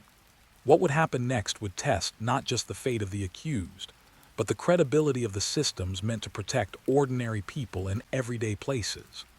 The country watched closely as the case moved toward prosecution, aware that its outcome would resonate far beyond Tangshan. By the time the Tangshan case entered its prosecutorial phase, it had already reshaped public expectations of accountability. The question was no longer whether the men involved would be punished, but how fully the justice system would confront the network of violence and neglect that had allowed them to operate. In late August 2022, prosecutors formally approved charges against Chen Jizhai and his associates, confirming that the case would be tried as a serious criminal matter involving multiple offenses rather than a single episode of assault. The list of charges reflected the breadth of the investigation. Intentional injury, picking quarrels and provoking trouble, illegal detention, and organizing or participating in criminal activity, among others. The legal framing made clear that the state intended to treat the group not as individuals who had momentarily lost control, but as habitual offenders whose actions posed a sustained threat to public order. As court preparations advanced, more details emerged about the scope of the group's activities prior to June 10. Testimony collected during the investigation described incidents in which victims were beaten for resisting demands, held against their will, or threatened into silence. In some cases, the violence was used to enforce dominance over specific areas, creating an atmosphere in which local residents and business owners learned to avoid confrontation at all costs. What unified these accounts was not only fear, but resignation. Several witnesses stated that they had believed reporting the crimes would be futile or even dangerous, a belief that investigators now recognized as a critical factor in the group's longevity. Parallel to the criminal proceedings, disciplinary inspections into local law enforcement and administrative bodies accelerated. In September 2022, authorities announced that multiple officials had been placed under investigation for suspected dereliction of duty and abuse of power. These inquiries focused on whether previous reports involving Chen and his associates had been mishandled, ignored, or deliberately minimized. While officials avoided sweeping public accusations, the message was unmistakable. The failure to curb violent behavior early had consequences beyond the crimes themselves. The trial proceedings themselves were not broadcast in full, but official summaries confirmed that prosecutors presented a comprehensive narrative supported by surveillance footage, medical records, witness testimony, and prior case files. The video from the barbecue restaurant remained central, not only as evidence of the assault, but as a stark illustration of intent. The defendant's actions, prosecutors argued, demonstrated sustained and coordinated violence, not impulsive behavior. Defense arguments attempted to frame the incident as a spontaneous conflict exacerbated by alcohol, but these claims were undermined by the consistency of witness accounts and the defendant's documented history of similar conduct. For the victims, the courtroom was not a place of closure but another stage of endurance. Their statements, submitted through legal representatives, emphasized the lasting physical and psychological damage inflicted that night. They spoke of ongoing medical treatment, disrupted lives, and a loss of the sense of safety that had once seemed ordinary. While their identities remained protected, their words carried weight, grounding the legal arguments in human consequence rather than abstraction. On September 23, 2022, the court delivered its verdicts. Chen Jizhai was sentenced to 24 years in prison, reflecting his role as the principal offender and his extensive criminal history. Several of his accomplices received sentences ranging from 11 to 23 years, depending on their level of involvement and prior offenses. Additional defendants connected to the group were sentenced for related crimes uncovered during the investigation. The severity of the sentences signaled the court's intent to send a clear message. Sustained violence and intimidation would be met with decisive punishment. The reaction to the verdicts was complex. Many expressed relief that the sentences were substantial and that the case had not been quietly resolved or diluted. Others questioned whether punishment alone could address the deeper issues exposed by the incident. Discussions online and in state media reflected a broader anxiety about public safety, particularly in informal social spaces where alcohol, crowds, and limited oversight intersected. The case had forced a confrontation with uncomfortable truths about how quickly order could collapse when norms were ignored and authority failed to intervene. In the weeks following the sentencing, official announcements detailed the outcomes of the disciplinary investigations. Several police officers and local officials were disciplined, removed from their posts, or subjected to further legal scrutiny. These actions were presented as evidence of systemic correction, an acknowledgement that enforcement failures had played a role in enabling the violence. Whether these measures would produce lasting change remained an open question, but they underscored the state's recognition that accountability extended beyond the perpetrators themselves. For Tangshan, the aftermath was marked by an uneasy recalibration. Increased police patrols appeared in nightlife districts. Businesses reviewed security practices. Public campaigns emphasized reporting violence and resisting intimidation. Yet beneath these visible responses lay a more fragile task: rebuilding trust. Residents who had long felt compelled to stay silent now watched closely to see whether the promises of reform would endure once national attention faded. As 2022 drew to a close, the Tangshan case stood as one of the year's most consequential criminal proceedings in China. It had begun with a moment of unchecked aggression and unfolded into a sweeping examination of crime, enforcement, and social responsibility. But even with verdicts delivered and officials disciplined, the story was not finished.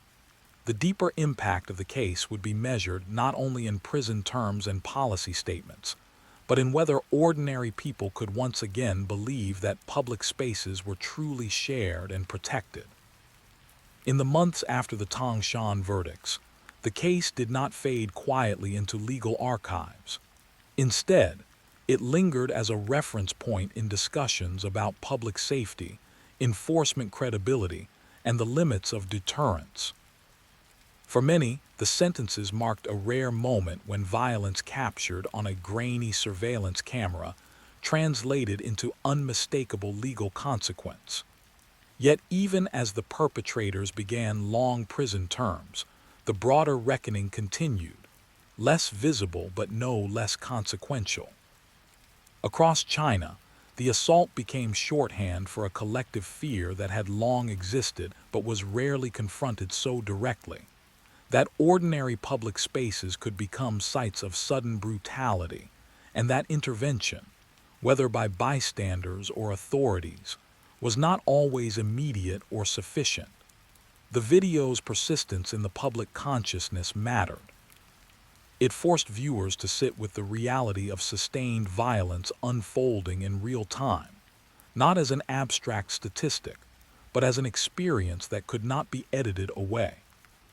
In doing so, it reshaped expectations of what accountability should look like when harm is undeniable and public. Authorities responded by emphasizing prevention alongside punishment. Campaigns aimed at curbing organized crime and violent disorder were extended and formalized, with particular attention paid to nightlife districts and informal gathering spaces. Police training materials highlighted early intervention, risk identification, and the dangers of dismissing harassment or minor altercations as inconsequential. These measures were presented as lessons learned, acknowledgments that waiting for violence to escalate was itself a failure. The disciplinary outcomes within local institutions had a quieter but equally important effect. The removal and punishment of officials signaled that neglect carried its own cost, even if it did not rise to the level of criminal intent. For communities accustomed to viewing enforcement as distant or unresponsive, these actions offered a tentative reassurance that scrutiny could reach beyond street-level offenders. Whether that reassurance would endure depended on consistency over time, something that no single case could guarantee. For the victims, the end of the trial did not mark an end to the story. Recovery, both physical and psychological, unfolded away from public view.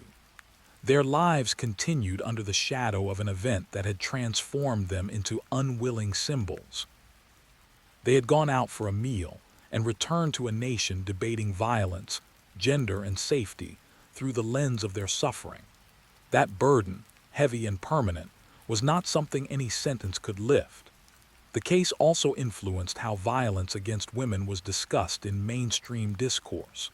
Conversations that once unfolded cautiously now carried a sharper edge. The idea that rejection could provoke such extreme retaliation was recognized not as an anomaly, but as a warning sign. While official language avoided sweeping social critiques, the implication was clear.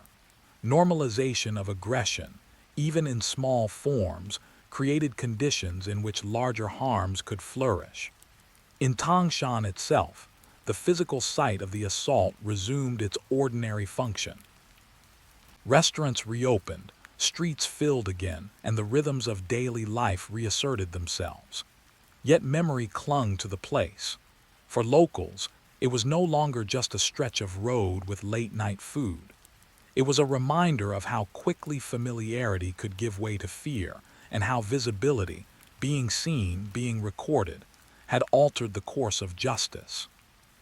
As years pass, the Tangshan barbecue restaurant assault will likely be remembered not only for its brutality, but for what followed it: the exposure of hidden patterns, the reckoning with institutional lapses, and the insistence that public violence demands public accountability. It showed how a single moment, captured and shared, could unravel long-standing complacency and force systems to respond. The men who committed the assault will grow older in prison, removed from the streets they once dominated. The officials who failed to act decisively will not return to their former roles. The victims will continue their lives marked by trauma, resilience, and a loss that cannot be quantified.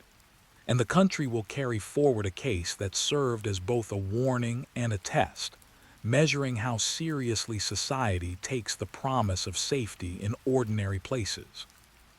What happened in Tangshan in 2022 was not an isolated eruption of violence. It was the visible consequence of tolerance, silence, and delayed intervention colliding with chance and exposure. Its legacy lies not only in punishment, but in the uneasy awareness that prevention requires vigilance long before harm becomes impossible to ignore. Story 4. On the morning of October 6, 2022, Nang Bua Lamphu was moving at the slow, familiar pace of a provincial Thai town. The district, located in northeastern Thailand near the border with Laos, was known for rice fields, modest homes, and a sense of quiet predictability. Life there followed routines shaped by agriculture, school schedules, and community rituals. That Thursday began like any other. Parents dropped off their children at the local child development center, trusting a place designed to be among the safest in their lives. Teachers prepared lessons. Toddlers played on colorful mats, unaware that the day would become one of the darkest in the nation's history.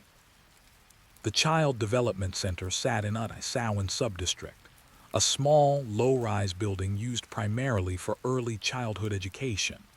Inside were infants and toddlers, most under the age of 4, along with teachers and caregivers who had spent years working with young children. It was not a fortified facility. It was not guarded. It was a place built on trust rather than security, reflecting the assumption that violence did not belong in such spaces. That assumption would be shattered in minutes. At approximately 12:30 p.m., a former police officer named Panya Kamrab arrived at the center. He was 34 years old, married, and had a young child of his own. On paper, his life should have followed a stable trajectory. He had served in law enforcement, held a government position, and lived within the same community as the families whose children he was about to encounter. But beneath that surface lay a history marked by drug abuse, disciplinary problems, and personal instability that had gone unresolved. Earlier that year, Panya had been dismissed from the Royal Thai Police after testing positive for methamphetamine. The dismissal stripped him of his position, income, and social standing, leaving him resentful and increasingly isolated. Despite this, he retained access to firearms. He was not under active supervision. He was not receiving treatment. The systems designed to manage risk had already failed long before that day. When Panya entered the Child Development Center, he was armed with a handgun and a knife. Witnesses later recounted that he appeared agitated and disoriented. He reportedly asked staff whether his child was present. When told the child was not there that day, something shifted. What followed was not impulsive chaos, but sustained, targeted violence. He began shooting inside the building. Teachers attempted to flee or shield children. Some tried to hide infants in corners or behind furniture. Others attempted to lock doors that offered no real protection. The sound of gunfire echoed through rooms designed for laughter and learning. Children who had not yet learned to speak were struck down where they sat. Caregivers who tried to intervene were shot or stabbed. The violence was rapid, overwhelming, and merciless. After firing his weapon, Panya used a knife to continue the attack. The brutality was close range and personal. Survivors would later describe scenes that defied comprehension: bodies scattered among toys, blood pooling on floors where children had been playing moments earlier. There was no meaningful resistance. There was no time for organized evacuation. The attack unfolded in minutes, but its impact would last forever. When Panya exited the daycare, the violence did not stop. He continued his rampage outside, shooting and stabbing as he moved through the area. He entered nearby homes, killing additional adults and children. People fled in panic, some hiding in fields, others locking themselves inside homes. Calls to emergency services poured in, but the scale and speed of the violence overwhelmed any immediate response. By the time police and medical responders arrived, the scene was one of mass casualty. Inside the daycare center, dozens lay dead. Outside, more bodies were discovered along the attacker's path. The total death toll would later be confirmed at 37 people, including 23 children. It was the deadliest mass killing in Thailand's modern history, and one of the deadliest attacks on children anywhere in the world. After completing the killings, Panya returned to his own home. There, he murdered his wife and child before taking his own life. The violence ended not with arrest or confrontation, but with a final act that eliminated any possibility of interrogation, accountability, or explanation. What remained was devastation and an overwhelming sense of disbelief. News of the massacre spread rapidly across Thailand and beyond. Images of small coffins lined up in temples, of grieving parents collapsing in anguish, and of a community in shock dominated national broadcasts. The country entered a period of mourning. Flags were lowered, vigils were held, political leaders issued statements of condolence, but beneath the expressions of grief lay urgent questions that could not be answered by ceremony alone. How had a former police officer with a known drug problem retained access to weapons? Why had his dismissal not triggered closer monitoring or intervention? How had warning signs been missed or ignored? And perhaps most painfully, how could a place dedicated to protecting the youngest members of society have been so vulnerable? As investigators began reconstructing the timeline, it became clear that the massacre was not an isolated eruption of madness. It was the culmination of unresolved failures in oversight, in mental health support, in firearm control, and in institutional accountability. The violence did not come from nowhere. It emerged from gaps that had existed quietly, waiting for the moment when they would converge with catastrophic consequences. For the families of Nong Bua Lamphu, life divided permanently into before and after. Children who had been dropped off that morning never came home. Parents were forced to identify bodies that were barely recognizable. Teachers who survived were left to carry memories that would haunt them for the rest of their lives. The community that had once been defined by routine now carried a collective wound that words could not adequately describe. As Thailand struggled to process the scale of the tragedy, the focus turned toward understanding not only what happened, but why it was allowed to happen at all. The answers would reveal uncomfortable truths about systems assumed to be protective, and about how easily danger can hide in plain sight until it is too late. As Thailand awoke to the full scale of the massacre, the shock gave way to a grim, methodical reckoning. Investigators began reconstructing Panya Kamrab's life in the months leading up to October 6, searching for points where intervention might have altered the outcome.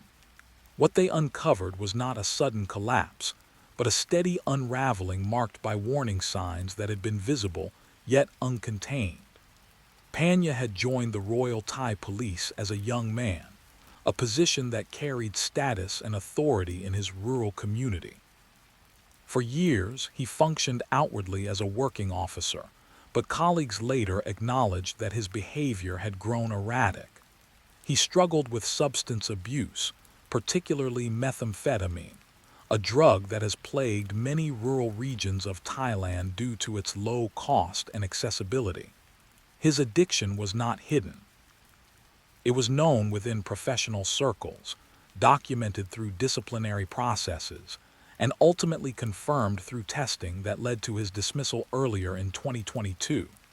The dismissal itself proved to be a critical fracture point. Losing his job stripped Panya not only of income, but of identity. In tightly knit provincial communities, employment within the police is more than work.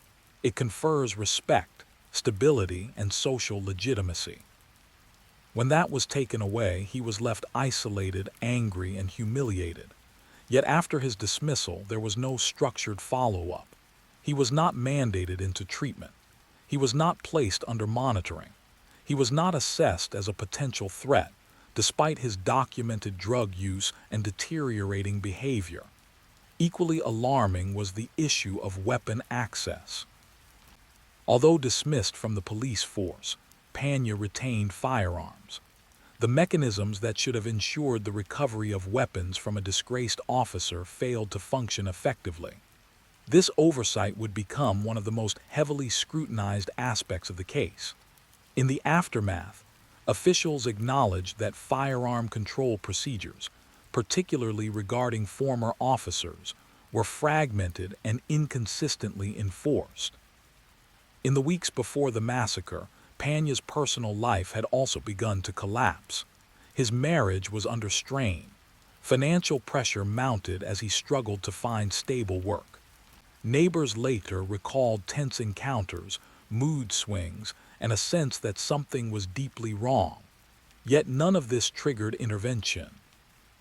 In rural settings, personal struggles are often treated as private matters, and the line between respecting privacy and ignoring danger can be perilously thin. On the day of the attack, Pena's movements suggested premeditation rather than impulse. He left his home armed, traveling directly to the Child Development Center. He knew the building. He knew its layout. He knew when children would be present. The choice of timing, during lunchtime when children were gathered indoors, maximized harm. Investigators later confirmed that there was no immediate provocation inside the center that could explain the violence. The massacre was not a response to an argument or confrontation. It was an execution of intent formed elsewhere. As police examined the timeline, they also looked at emergency response procedures. While officers and medical teams arrived as quickly as possible once reports came in, the speed and brutality of the attack meant that intervention came too late to prevent mass casualties. The daycare center had no security personnel, no controlled entry points, and no emergency lockdown procedures. Teachers were trained in early childhood education, not crisis response. In the face of an armed attacker, their options were tragically limited. National grief intensified as details of the victims emerged. Many of the children killed were between 2 and 3 years old. They were too young to understand danger, too young to flee, too young even to cry out in ways that might summon help. The teachers who died were women who had dedicated their lives to caregiving, some of them mothers themselves. The randomness of the violence did not spare anyone inside the building. Funerals began almost immediately, often held in temples crowded with mourners. Small white coffins, some decorated with cartoon characters or flowers, were lined up in scenes that would come to symbolize the tragedy. Monks chanted prayers while families collapsed in grief. The collective mourning was overwhelming, a visual manifestation of a loss too vast for a small community to absorb alone. At the national level, pressure mounted on government institutions to explain how such a catastrophe had been allowed to happen. Senior officials ordered reviews of firearm licensing, police dismissal procedures, and mental health support for officers. The Prime Minister publicly acknowledged failures and pledged reforms. But for many, these statements felt painfully belated. The question was not what would be done next, but why safeguards had failed so completely before. Mental health experts weighed in, cautioning against reducing the massacre to individual madness. They emphasized that substance abuse, untreated psychological distress, and access to weapons form a dangerous combination when left unchecked. Pena's actions, they argued, reflected not only personal collapse but systemic neglect. He was a man who fell through every safety net that should have existed. In Nongbua Lampfu, daily life became suspended in mourning. Schools closed temporarily. Counseling services were brought in for survivors, first responders, and grieving families. Teachers who survived the attack struggled with guilt and trauma, haunted by memories of children they could not save. Parents wandered the ruins of normalcy, returning to empty homes where toys lay unused and beds remained untouched. As investigations continued, it became clear that accountability would be limited by one unavoidable fact: the perpetrator was dead. There would be no trial, no cross-examination, no confession beyond what could be inferred from actions. This absence of a legal reckoning left a void, one that punishment could not fill. Justice, in the conventional sense, was unattainable. What remained was the responsibility to confront failure honestly. The massacre forced Thailand to examine uncomfortable realities about drug abuse, firearm control, institutional oversight, and the fragility of safety in places assumed to be immune to violence. It was a reckoning written in loss, one that would shape policy debates and public consciousness long after the funerals ended. Yet even as officials promised reform, the families of Nong Bua Lamphu faced a future defined by absence. No policy could restore the lives taken. No review could erase the images burned into memory. The only certainty was that the attack had altered the nation's understanding of vulnerability forever, revealing how quickly trust can be destroyed when systems fail at every level. As the initial shock of the Nong Bua Lamphu massacre began to settle, attention shifted from immediate response to a deeper, systemic inquiry. Investigators and government officials recognized that preventing future tragedies required understanding not only the perpetrator's actions, but also the failures that had allowed him to escalate to mass violence. The questions were unsettling. How could a former police officer with a documented drug problem retain firearms? How had warning signs been ignored? Why were institutions ill-prepared to respond to an armed threat in a place designed to protect the most vulnerable? These questions dominated public debate and policy discussions throughout late 2022. The Ministry of Interior and the Royal Thai Police convened special review panels to examine the sequence of events leading up to the attack. Their findings revealed multiple lapses. Panya Kamrab's dismissal from the police force, while procedurally correct, had not been followed by mandatory mental health evaluations or monitoring. Firearms issued to him during his service had not been effectively reclaimed, leaving him armed despite being formally stripped of authority. In addition, local administrative oversight of vulnerable institutions like daycare centers was found to be minimal. Safety inspections, emergency protocols, and communication systems were either outdated or absent. While these failures were not directly responsible for the violence, they created conditions that allowed an already unstable individual to act with devastating effect. Public discourse in Thailand quickly expanded to include issues of firearm accessibility and the role of mental health interventions. Experts highlighted that Panya had exhibited concerning behaviors in the months leading up to October 6, including erratic mood swings, social withdrawal, and substance use. He had also made vague threats that went unreported or uninvestigated. The absence of an integrated system to flag and monitor high-risk individuals became a central point of critique. Social workers, local leaders, and police were often siloed, with little coordination between mental health support services and law enforcement. Parallel to systemic critiques, the government faced the challenge of addressing widespread grief and community trauma. Nong Bua Lamphu itself became the focal point of national mourning. Psychologists and counselors were dispatched to support survivors, family members, and first responders. Teachers who survived reported acute post-traumatic stress, and many required long-term therapy. Children who had witnessed the attack, or who were aware of peers who had been killed, struggled with nightmares and anxiety. Community temples held continuous merit-making ceremonies, and large-scale public memorials were organized to honor the victims.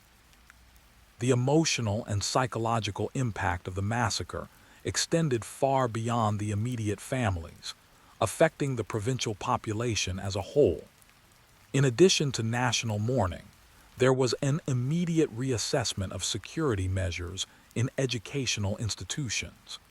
The Ministry of Education mandated that all daycare centers and preschools review safety protocols. This included installing controlled entry systems, providing staff with emergency response training, and establishing clear procedures for rapid notification of authorities in case of threats. Local governments were tasked with inspecting compliance and providing funding for necessary improvements. These measures were presented as urgent, not optional, signaling that the state recognized the vulnerability of institutions serving children. Investigations into Panya's background revealed that he had maintained contact with other dismissed officers and acquaintances who had histories of substance abuse and disciplinary issues. Authorities conducted interviews and home inspections, uncovering small-scale weapons caches and evidence of escalating paranoia. While there was no indication of co-conspirators in the massacre itself, the broader pattern suggested a network of individuals vulnerable to engaging in violence if left unchecked. This finding reinforced the notion that intervention in earlier stages of behavioral deterioration could prevent escalation. Media coverage highlighted the structural shortcomings exposed by the massacre, with commentary emphasizing both institutional failure and societal responsibility. In rural areas of Thailand, families and communities often rely on informal networks for support and conflict resolution. While these networks can be effective in preventing minor disputes, they proved insufficient in recognizing or mitigating threats from individuals like Panya, who operated outside conventional social controls. Public discourse increasingly recognized the need for formal, coordinated intervention strategies alongside community vigilance. Legal and policy responses intensified. The Royal Thai Police revised dismissal protocols, requiring that all officers removed for drug violations undergo psychological assessment and that their access to weapons be strictly controlled. The Ministry of Interior issued directives strengthening oversight of early childhood institutions, mandating safety audits and emergency preparedness drills. Government agencies committed to regular reporting on compliance, emphasizing that failure to implement these reforms would carry administrative consequences. While these steps could not undo the tragedy, they were designed to create systemic barriers that would prevent similar events in the future. At the community level, Nong Bua Lamphu faced the challenge of rebuilding trust. Parents were understandably hesitant to leave children in local daycare centers, and attendance at early childhood programs temporarily declined. Counseling programs included both children and parents, helping families process grief while gradually restoring confidence in public institutions. Teachers who survived the massacre were offered professional support, and some were reassigned or encouraged to take extended leave to recover from trauma. These measures underscored a recognition that recovery extended beyond infrastructure and policy. It required long-term attention to human resilience. By the end of 2022, the Nong Bua Lamphu massacre had become a case study in how individual pathology, institutional gaps, and societal oversight failures can intersect with catastrophic results. Analysts emphasize that Panya's violence was not merely an isolated incident, but the outcome of multiple systemic weaknesses, including gaps in monitoring former law enforcement personnel, insufficient mental health resources, and the absence of proactive safety protocols in vulnerable institutions. The convergence of these factors illustrated that preventing mass violence requires vigilance at multiple levels: individual, institutional, and societal. The story of the victims continued to resonate, shaping public consciousness and prompting reflection on vulnerability, safety, and responsibility. Families, teachers, and the broader community became advocates for change, speaking publicly about the need for systemic reform, trauma-informed education, and stronger mechanisms to intervene before early warning signs escalate. Nongbua Lamfu itself became a symbol, not only of grief and loss, but of the urgent need for structural reforms to protect those who are most defenseless. As 2023 unfolded, the Nongbua Lamfu massacre continued to shape policy, public consciousness, and the collective psyche of Thailand. The immediate aftermath had been dominated by grief, counseling, and emergency response reforms, but the long-term consequences extended far deeper, challenging institutions, communities, and the nation to confront vulnerabilities that had long been overlooked. At both local and national levels, authorities undertook sustained efforts to ensure that the tragedy would not be forgotten, and that the structural gaps it revealed would be addressed comprehensively.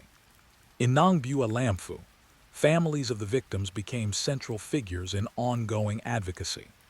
Bereaved parents, alongside surviving teachers, formed informal support groups that later contributed to the creation of a foundation aimed at improving early childhood safety and trauma response.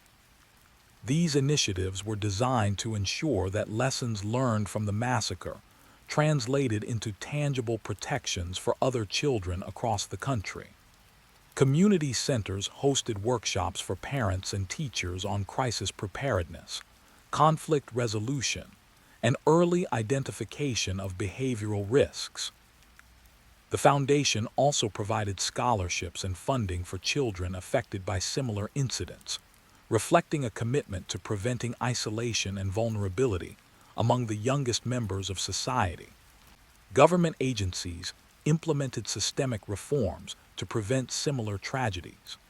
The Ministry of Interior mandated that all former law enforcement personnel dismissed for drug-related or violent offenses undergo mandatory monitoring for a minimum period after dismissal. Firearm recovery protocols were revised to require direct verification that all weapons had been surrendered or confiscated, with cross-checks maintained between local administrative offices and national databases. The Royal Thai Police introduced new training modules emphasizing early intervention, substance abuse counseling, and risk assessment for officers exhibiting warning behaviors. These measures were framed not as punitive, but as protective, recognizing that threats often manifest gradually and can be mitigated with timely, coordinated action. Education authorities across Thailand initiated a comprehensive review of school safety standards. Daycare centers, preschools, and primary schools were required to install controlled entry points, emergency communication systems, and staff training programs focused on rapid response to intruders. Simulated drills became part of standard practice, helping staff anticipate and manage potential crises. While these reforms could not undo the trauma experienced by victims in Nongbua Lamfu, they were widely regarded as essential in reducing vulnerability and reinforcing public trust in institutions tasked with child protection. The psychological impact of the massacre continued to demand attention. Mental health professionals highlighted the long-term consequences for children who had witnessed the event, teachers who had survived, and parents who had lost children. Post-traumatic stress, anxiety, and survivor's guilt emerged as central concerns, prompting increased funding for counseling services in rural provinces. Government programs emphasized integrating trauma-informed care into educational settings, acknowledging that the ripple effects of violence extend well beyond the immediate scene. For many survivors and community members, these interventions became crucial in reclaiming a sense of safety and stability in daily life. Nationally, the massacre prompted debates over the responsibilities of institutions and the effectiveness of existing legal frameworks. Policymakers faced scrutiny over firearm regulations, the monitoring of dismissed law enforcement officers, and coordination between mental health services and law enforcement. Parliamentary hearings reviewed the timeline of warnings and opportunities for intervention, emphasizing accountability at multiple levels. The lessons drawn were not limited to policing. They extended to social services, education administration, and the mechanisms by which communities report and respond to threats. The legacy of Nang Bua Lamphu was also cultural. Public memorials, annual commemorations, and media coverage ensured that the massacre remained a point of reflection and education. Temples and community centers hosted events honoring the lives of the children and teachers who perished, emphasizing remembrance alongside advocacy for structural change. These ceremonies reinforced the moral imperative to protect the vulnerable and underscored the societal cost of systemic failures. By mid-2023, analyses of the massacre highlighted the intersection of personal instability, systemic gaps, and social isolation in producing catastrophic outcomes. Panya Kamrab's actions were understood not simply as individual violence, but as the predictable result of neglect at multiple levels. Insufficient monitoring of dismissed officers, lack of intervention for substance abuse and mental health deterioration, inadequate institutional safeguards in childcare centers, and community reliance on informal systems that lacked capacity to prevent escalation. Each factor alone might have been manageable. Together, they created a lethal environment that culminated in unprecedented tragedy. The Nang Bua Lamphu massacre thus became a case study in prevention, accountability, and the consequences of inaction. It shaped Thai policy, informed public debates, and inspired the creation of support networks for victims and at-risk populations. While the families affected could never regain what was lost, their advocacy ensured that the event contributed to meaningful reform. Early childhood institutions became safer, monitoring of high-risk individuals improved, and public awareness of warning signs for violence increased dramatically. Even as the years passed, the massacre remained a powerful reminder of vulnerability and responsibility. Nang Bua Lamphu was no longer only a provincial town. It had become a symbol of both profound loss and urgent reform. Its memory carried lessons that transcended local boundaries, that safety requires vigilance, that institutional neglect can have catastrophic consequences, and that societal commitment to protecting the most defenseless members of a community must be proactive rather than reactive. The tragedy left a scar on Thailand, but it also sparked enduring change, shaping how the nation confronts violence, protects children, and holds institutions accountable. Story 5. In the early months of 2021, the island of Bali was beginning to emerge from the depths of pandemic-induced travel restrictions, its beaches and rice terraces slowly reviving with the footsteps of returning visitors. Tour operators were optimistic. Hotels began reopening shuttered wings, and cafes along Kuta and Seminyak hummed softly once more. But beneath the surface of renewed tourism, law enforcement was intensifying its efforts against a threat that had long shadowed the island's reputation as a tropical paradise: narcotics trafficking. Indonesia's drug laws are among the toughest in the world, and Bali, with its international flow of visitors and packages, had become a focus for narcotics interdiction teams. It was into this environment of heightened scrutiny that the fate of one foreigner, Lamar Aaron Achi, would become one of the most closely watched true crime sagas Bali had seen in years.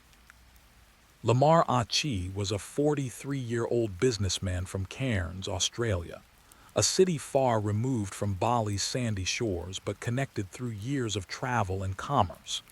Described by acquaintances as thoughtful and normally cautious, he was someone whose life had been defined by family, business commitments, and the occasional holiday sojourn to Southeast Asia. Yet in May 2021, everything changed. On a routine visit to Bali, Achi became the focus of a narcotics investigation that would upend his life, test the limits of law in a foreign country, and later spark intense debate about justice, intent, and proportional punishment. The events that brought him into the Indonesian legal system began with an intercepted package. Authorities at Ngurah Rai International Airport in Denpasar, Bali's primary entry point, had been working in coordination with customs officials and narcotics agencies to identify suspicious shipments. Indonesia's legal framework treats drugs of certain types and quantities as capital offenses, and enforcement officers are vigilant given the severe societal impact narcotics are perceived to have. In this case, a shipment containing multiple sealed packages wrapped in familiar branded wrappers drew attention during routine inspection. Inside, officers discovered a substance that, upon testing, was confirmed to be cocaine, a type of narcotic classified under Indonesia's most stringent drug laws. The total amount involved was significant, more than 1.7 kilograms, hidden within everyday items, wrapped with an intent to conceal and deceive. Detectives traced the shipment back through its logistical record and discovered that it had been addressed to Achi, who had received the parcel shortly after his arrival in Bali. He maintained that he had accepted the package as a favor for a friend and had not known about its contents. Yet under Indonesian law, possession and receipt of narcotics of that scale carry exceptionally severe penalties because they are treated as direct threats to public health and safety. Indonesian police arrested him, and the operation quickly drew the attention of both local media and diplomatic channels due to the international dimension. A foreign national facing some of the most severe legal consequences allowed under Indonesian law. In the initial investigation phase, prosecutors and law enforcement worked meticulously to build their case. For Achi, the central question was not merely whether he had custody of the drugs, that fact was established beyond dispute, but whether he had knowledge of what he was receiving, and whether his actions met the threshold of criminal intent required for the highest penalties. Seal wrappers, concealment points, and communication records were all scrutinized. Achi's defense team asserted that he had been misled, that he was unaware of the package's contents, and that his acceptance had been motivated by personal pressure or fear for his and his family's well-being. Such arguments would become central to his legal defense, but in Indonesia's tough narcotics climate, mitigation factors are considered cautiously against the imperative to deter drug trafficking at all levels. By the latter months of 2022, Achi's case reached trial in the Denpasar District Court. The courtroom was filled with a mixture of legal professionals, family members, and observers keenly aware that the proceedings had implications beyond a single defendant. For Indonesian prosecutors, the case was an opportunity to reaffirm the country's zero-tolerance stance on drug crimes. For Achi, it was a battle for freedom and reputation in a jurisdiction where the worst possible sentence, including death, was legally permissible for crimes involving large quantities of narcotics. Testimonies in court detailed the chain of custody for the narcotics shipment, including customs interception, lab analysis confirming the substance as cocaine, and the defendant's possession and acceptance of the package following delivery. Ah Chi's lawyers emphasized his lack of prior criminal record, his explanation of being misled, and his cooperation once questioned by authorities. Still, the weight of physical evidence and the strict interpretation of intent under Indonesian narcotics law meant that the courtroom drama was as much about legal interpretation as personal responsibility. When the verdict came in late 2022, Ah Chi was convicted of receiving a significant amount of a Type 1 narcotic and sentenced to 12 years imprisonment by the Denpasar District Court. The sentence reflected the gravity with which Indonesian courts treat drug offenses, particularly those involving quantities well above the minimum threshold that can trigger the most severe penalties. For Ah Chi and his family, the sentence was a devastating blow. Time in a foreign prison under strict rules, far from home and loved ones, with prospects of release years away. After the 12-year sentence was handed down in late 2022, the story of Lamar Ah Chi did not end in that courtroom. For his family, it was only the beginning of a long legal journey through the Indonesian justice system and into the realm of international diplomacy. In Australia, news of his conviction spread through expatriate communities and among advocates concerned about the rights of foreign nationals facing severe criminal sentences abroad. Questions multiplied. Had he truly known what was in the package? Had his lack of criminal history been given fair weight? How did a man with decades of business experience become ensnared in one of the most consequential drug prosecutions in Bali's recent history? These questions shaped a growing effort to appeal the conviction, while the prosecutor's office prepared to defend its original judgment. Ah Chi's prison experience began at Carabocan Prison in Bali, the same facility that housed some of Indonesia's most notorious offenders. Carabocan, long known in expatriate circles for its strict routines and limited freedoms, was now the place where a middle-aged businessman with no prior convictions would begin to serve a sentence that could span more than a decade. At first, the reality of incarceration proved disorienting. Indonesia's prison system operates under rules that are unfamiliar and, to many Western inmates, harsh. Communication with family was limited, visits were short, and access to legal counsel required patience and persistence. For Ah Chi, the initial shock of confinement was compounded by the need to prepare his legal team for a complex appeal process. Appeals in Indonesia travel through a structured hierarchy. After a district court ruling, a defendant may take their case to the High Court, Pengadilan Tinggi, in the relevant province, where judges review both procedure and interpretation of law. Beyond that, the Indonesian Supreme Court, Mahkamah Agung, can be approached, though acceptance of cases at that level is discretionary and rarely granted unless legal misapplication is evident. Ah Chi's defense team pursued both avenues, asserting that the original trial had misinterpreted the element of mens rea, the legal concept of intent, and that the circumstances of the case merited reconsideration of either sentence or conviction. Defense arguments centered on several key points. First, they reiterated Ah Chi's explanation that he had been deceived into accepting the package. Throughout his testimony, he maintained that he believed he was transporting innocuous goods on behalf of a friend and had no knowledge of the concealed narcotics. They pointed to his lack of prior convictions, stable personal life, and business history as indicators of a character unlikely to engage knowingly in serious drug trafficking. Second, they highlighted procedural concerns. That evidence had not been thoroughly contextualized, that cultural and linguistic misunderstandings might have affected witness interpretation, and that the presumption of knowledge was applied too rigidly given the totality of circumstances.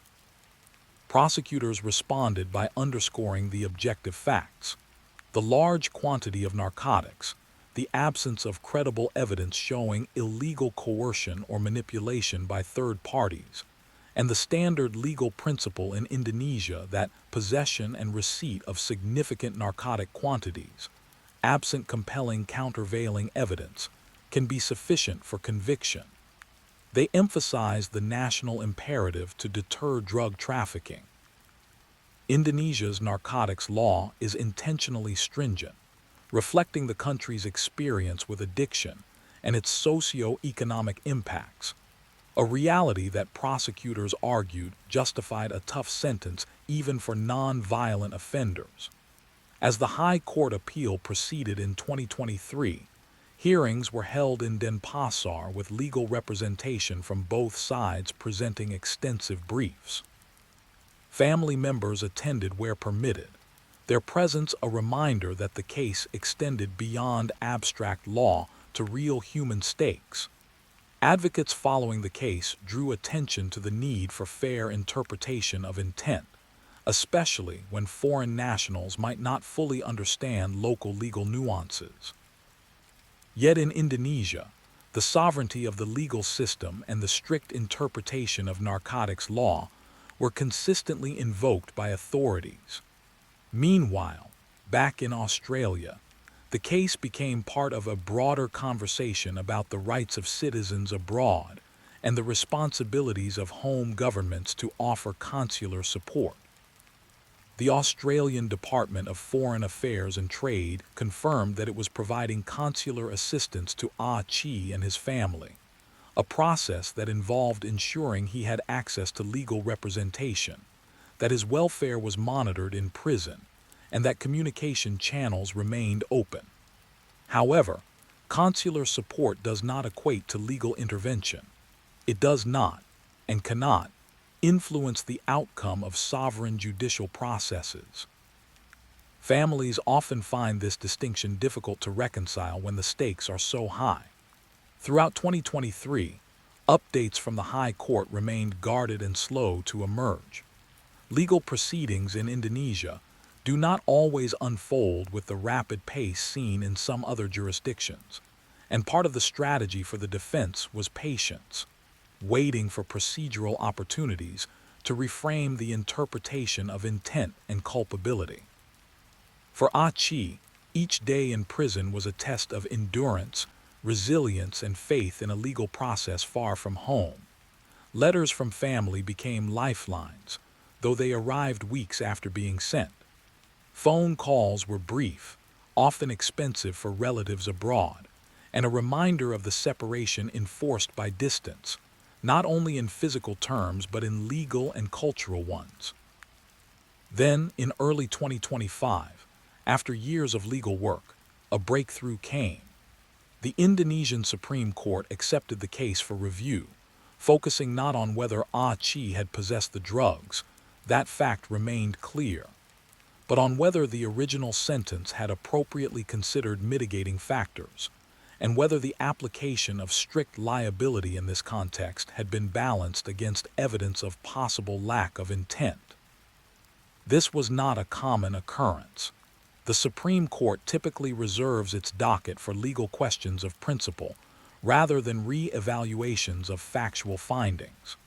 That the court agreed to hear the appeal indicated that the defense had identified substantive issues worthy of national judicial scrutiny. The Supreme Court hearing in Jakarta was intense, comprehensive, and procedural. Judges examined transcripts from the original trial, considered the High Court's earlier ruling, and weighed submitted legal interpretations from both the defense and prosecution. The atmosphere was one of sober deliberation. The justices were tasked not merely with deciding a single man's fate, but with interpreting fundamental principles of criminal law in the context of narcotics offenses, foreign defendants, and evidentiary standards. After careful review, the Supreme Court issued its ruling in mid-2025. It reduced Ah Chi's 12-year sentence to a shorter term, recognizing that While the element of possession was established, the totality of evidence raised reasonable questions about his knowledge of the package's contents. The court's decision acknowledged that culpability might not have been fully demonstrated at the level required for the original sentence, and that mitigating factors, including lack of violent conduct, absence of prior criminality, and plausible explanations for his actions, warranted a reduction under Indonesian sentencing law. The ruling was historic in the context of Bali drug cases. It did not absolve Aceh of guilt, but it did recalibrate the legal interpretation of intent within narcotics convictions, particularly where evidence of knowledge is disputed. For Aceh's family, the decision brought a profound sense of relief, a long-sought recognition that his case deserved reconsideration and a sentence proportionate to the circumstances, not merely punitive application of strict legal thresholds.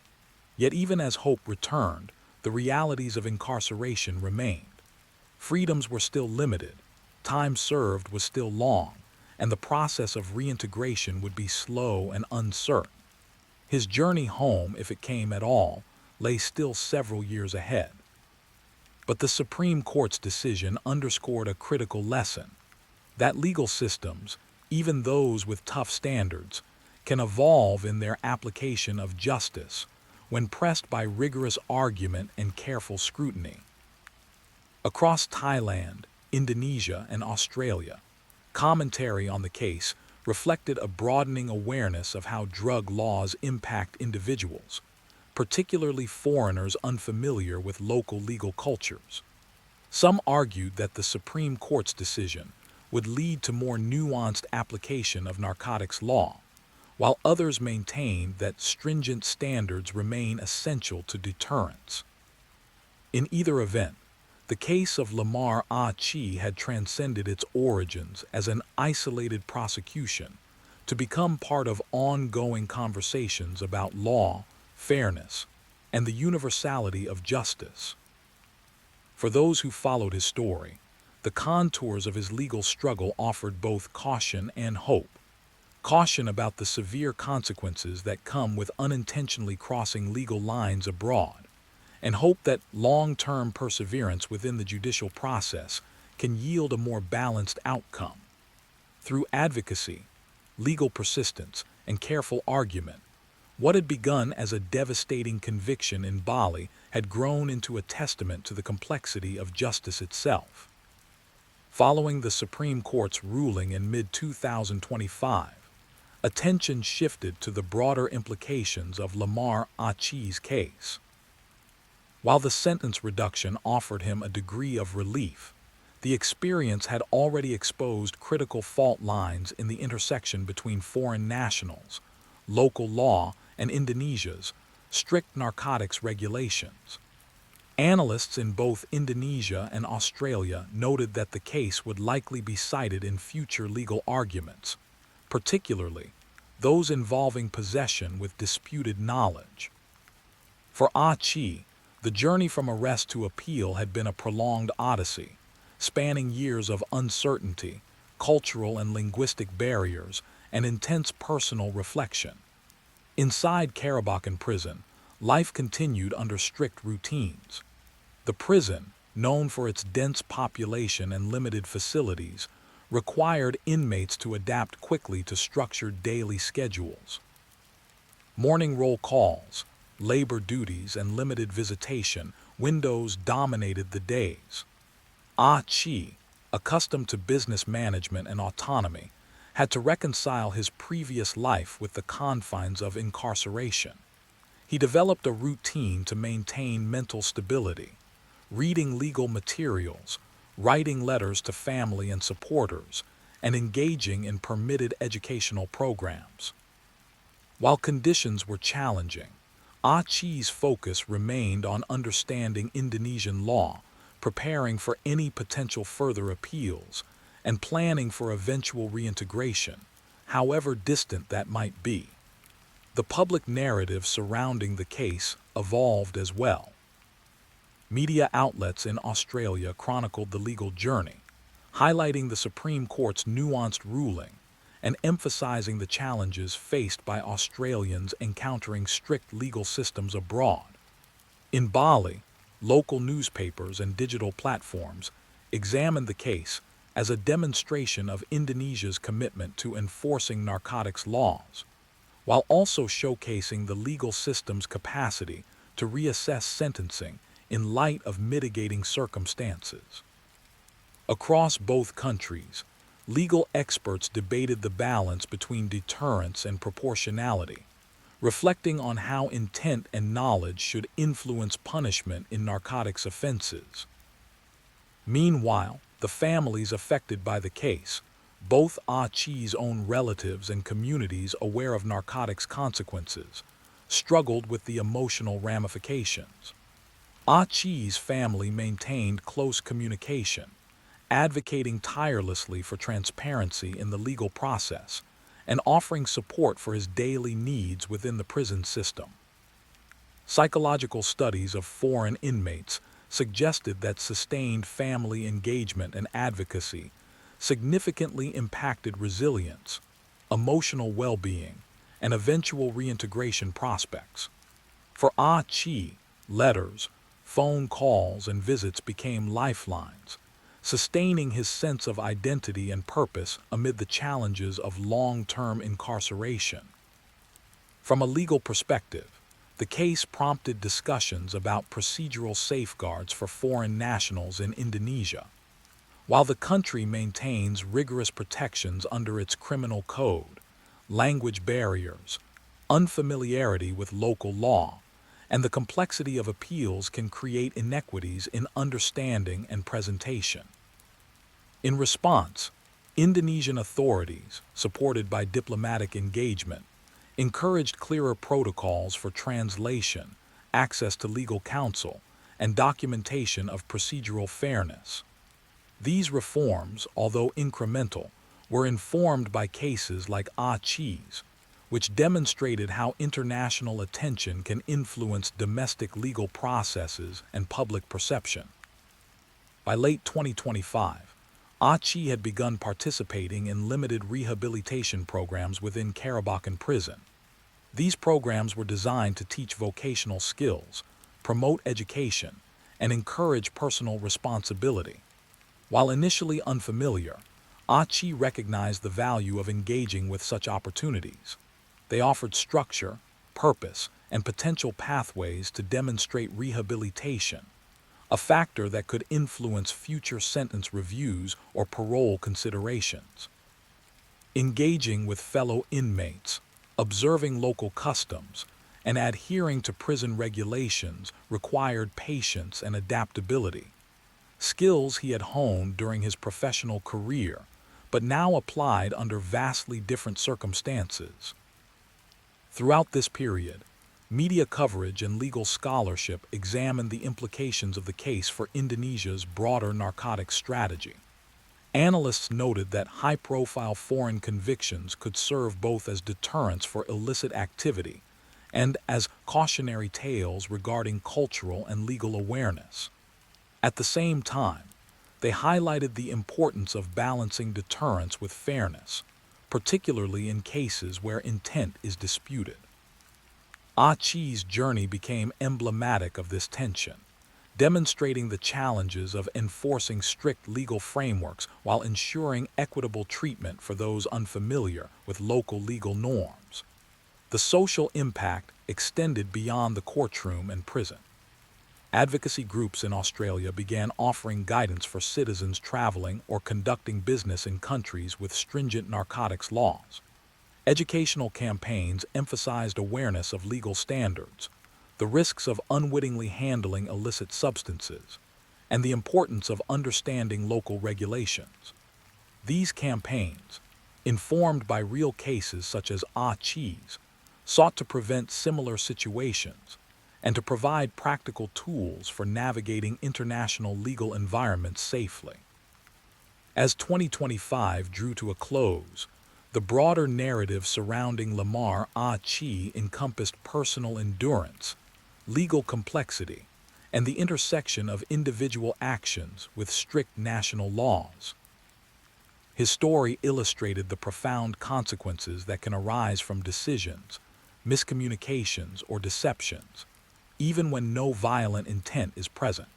For observers, it underscored that the legal systems of sovereign nations operate with particular cultural, historical, and social imperatives, and that understanding these imperatives is essential for anyone crossing borders in an increasingly interconnected world. The period also highlighted the human dimension of criminal justice. Behind procedural rulings and legal analysis were the lived experiences of an individual navigating the consequences of a significant error, compounded by systemic challenges and the distance from home. For Ah Chi, daily life in prison demanded resilience, adaptability, and an unyielding focus on legal and personal strategy. While the physical environment was restrictive, his mental and emotional engagement remained critical to sustaining hope and preparing for the future. In the months following the Supreme Court's ruling in 2025, Lamar Achi began the slow process of adjusting to a sentence that, while reduced, still required years of incarceration.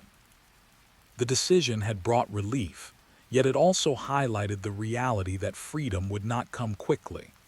Life in Karabakan prison remained regimented, and the challenges of confinement persisted. The days were long, resources limited, and the social dynamics complex. Ah Chi relied heavily on the routines he had established in previous years, studying, writing, and maintaining correspondence with his family. Every letter from home was a reminder of both what he had lost and what he continued to fight for. The support of family, friends, and legal advisors became the cornerstone of his resilience, enabling him to navigate the psychological strains of imprisonment. Over time, Ah Chi engaged more actively in prison programs designed to foster rehabilitation and prepare inmates for eventual reintegration. These programs included vocational training, education on business management, and workshops on interpersonal communication and ethics.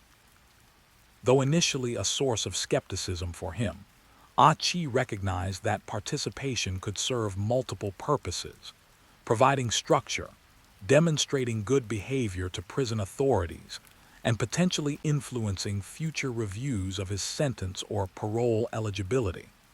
He also began mentoring younger inmates, sharing his knowledge and experiences while reinforcing his own discipline and sense of purpose. This engagement offered a fragile but significant measure of control over a life that had been severely restricted by his incarceration.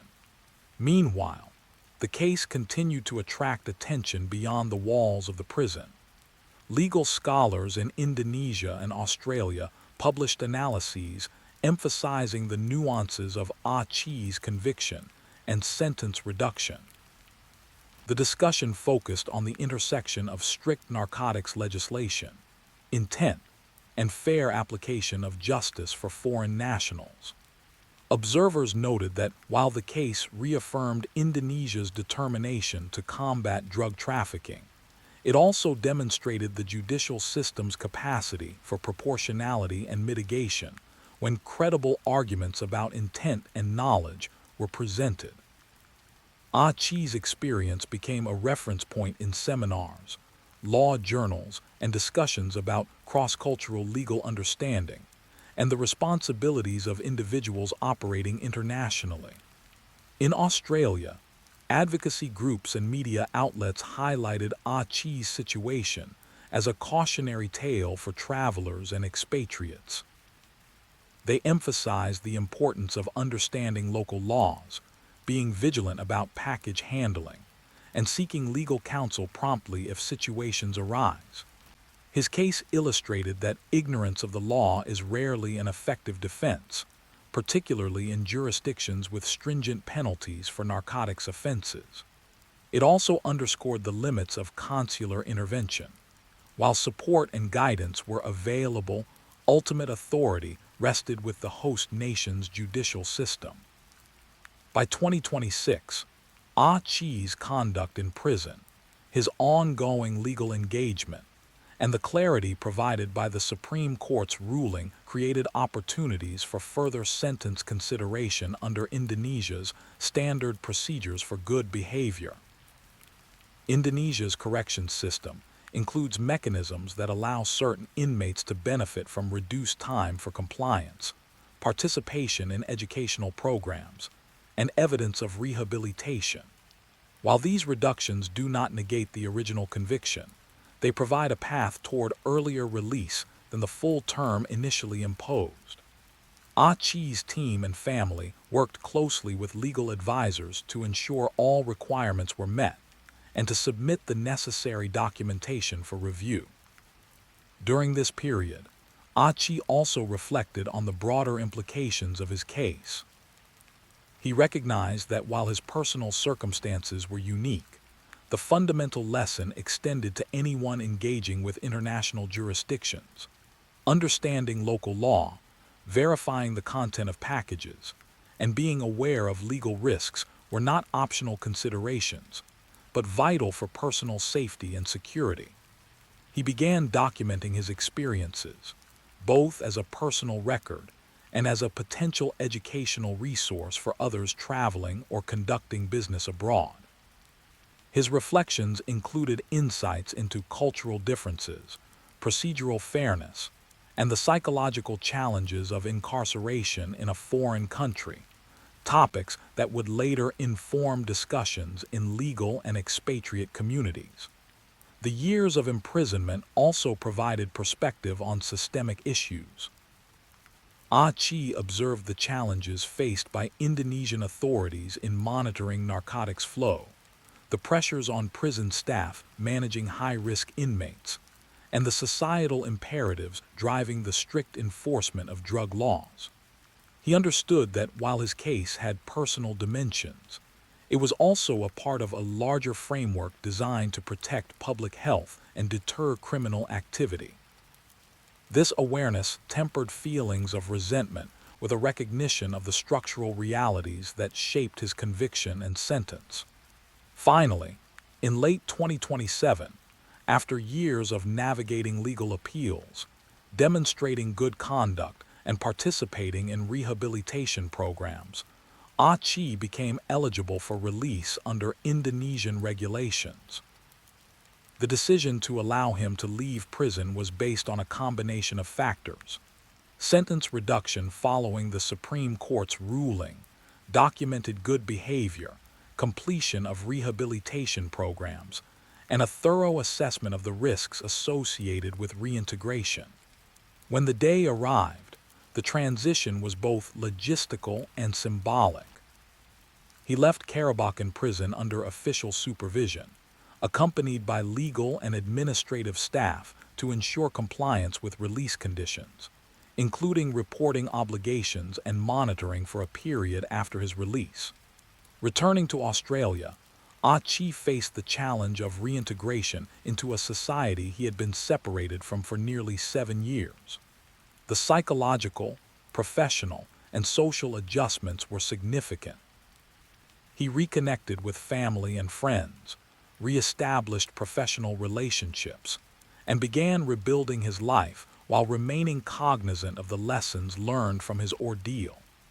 The experience had reshaped his priorities, deepened his understanding of legal risks, and reinforced the importance of diligence and caution in both personal and business affairs. He also remained engaged with the legal community, sharing his experiences to inform others and advocate for awareness regarding international laws and their consequences. Ah Chi's case left a lasting imprint on multiple levels: legally, socially, and culturally. In Indonesia, it highlighted the judiciary's capacity to balance strict narcotics enforcement with considerations of intent and mitigation. In Australia, it became a prominent example in education campaigns on legal awareness for citizens traveling abroad. For families, travelers, and expatriates, the story served as a cautionary tale emphasizing the intersection of personal decisions, international regulations, and the severe consequences that can arise when these factors collide. For Ah Chi himself, it was a testament to endurance, resilience, and the complex interplay between personal accountability and systemic legal structures. Ultimately, the story of Lamar Ah Chi was one of survival, adaptation, and learning. From the moment of his arrest in Bali in 2021, through trials, appeals, imprisonment, and eventual release, his experience underscored the reality that the consequences of international legal missteps are profound. The case also illustrated that legal systems, even when rigorous, have mechanisms for correction and proportionality. While the ordeal altered the trajectory of his life irrevocably, it also provided enduring lessons about the importance of understanding law, the value of patience and advocacy, and the human capacity to navigate challenges that at first seem insurmountable. In the end, Ah Chi's experience resonated far beyond the island of Bali, offering insights into justice, consequence, and resilience for anyone traversing the complex world of international law. Thank you for joining me here at Mr. Midnight. True crime stories remind us of life's mysteries and the importance of staying aware even as we seek comfort in the quiet of the night. Let the rain carry you to a peaceful sleep. And until we meet again, stay safe, stay curious.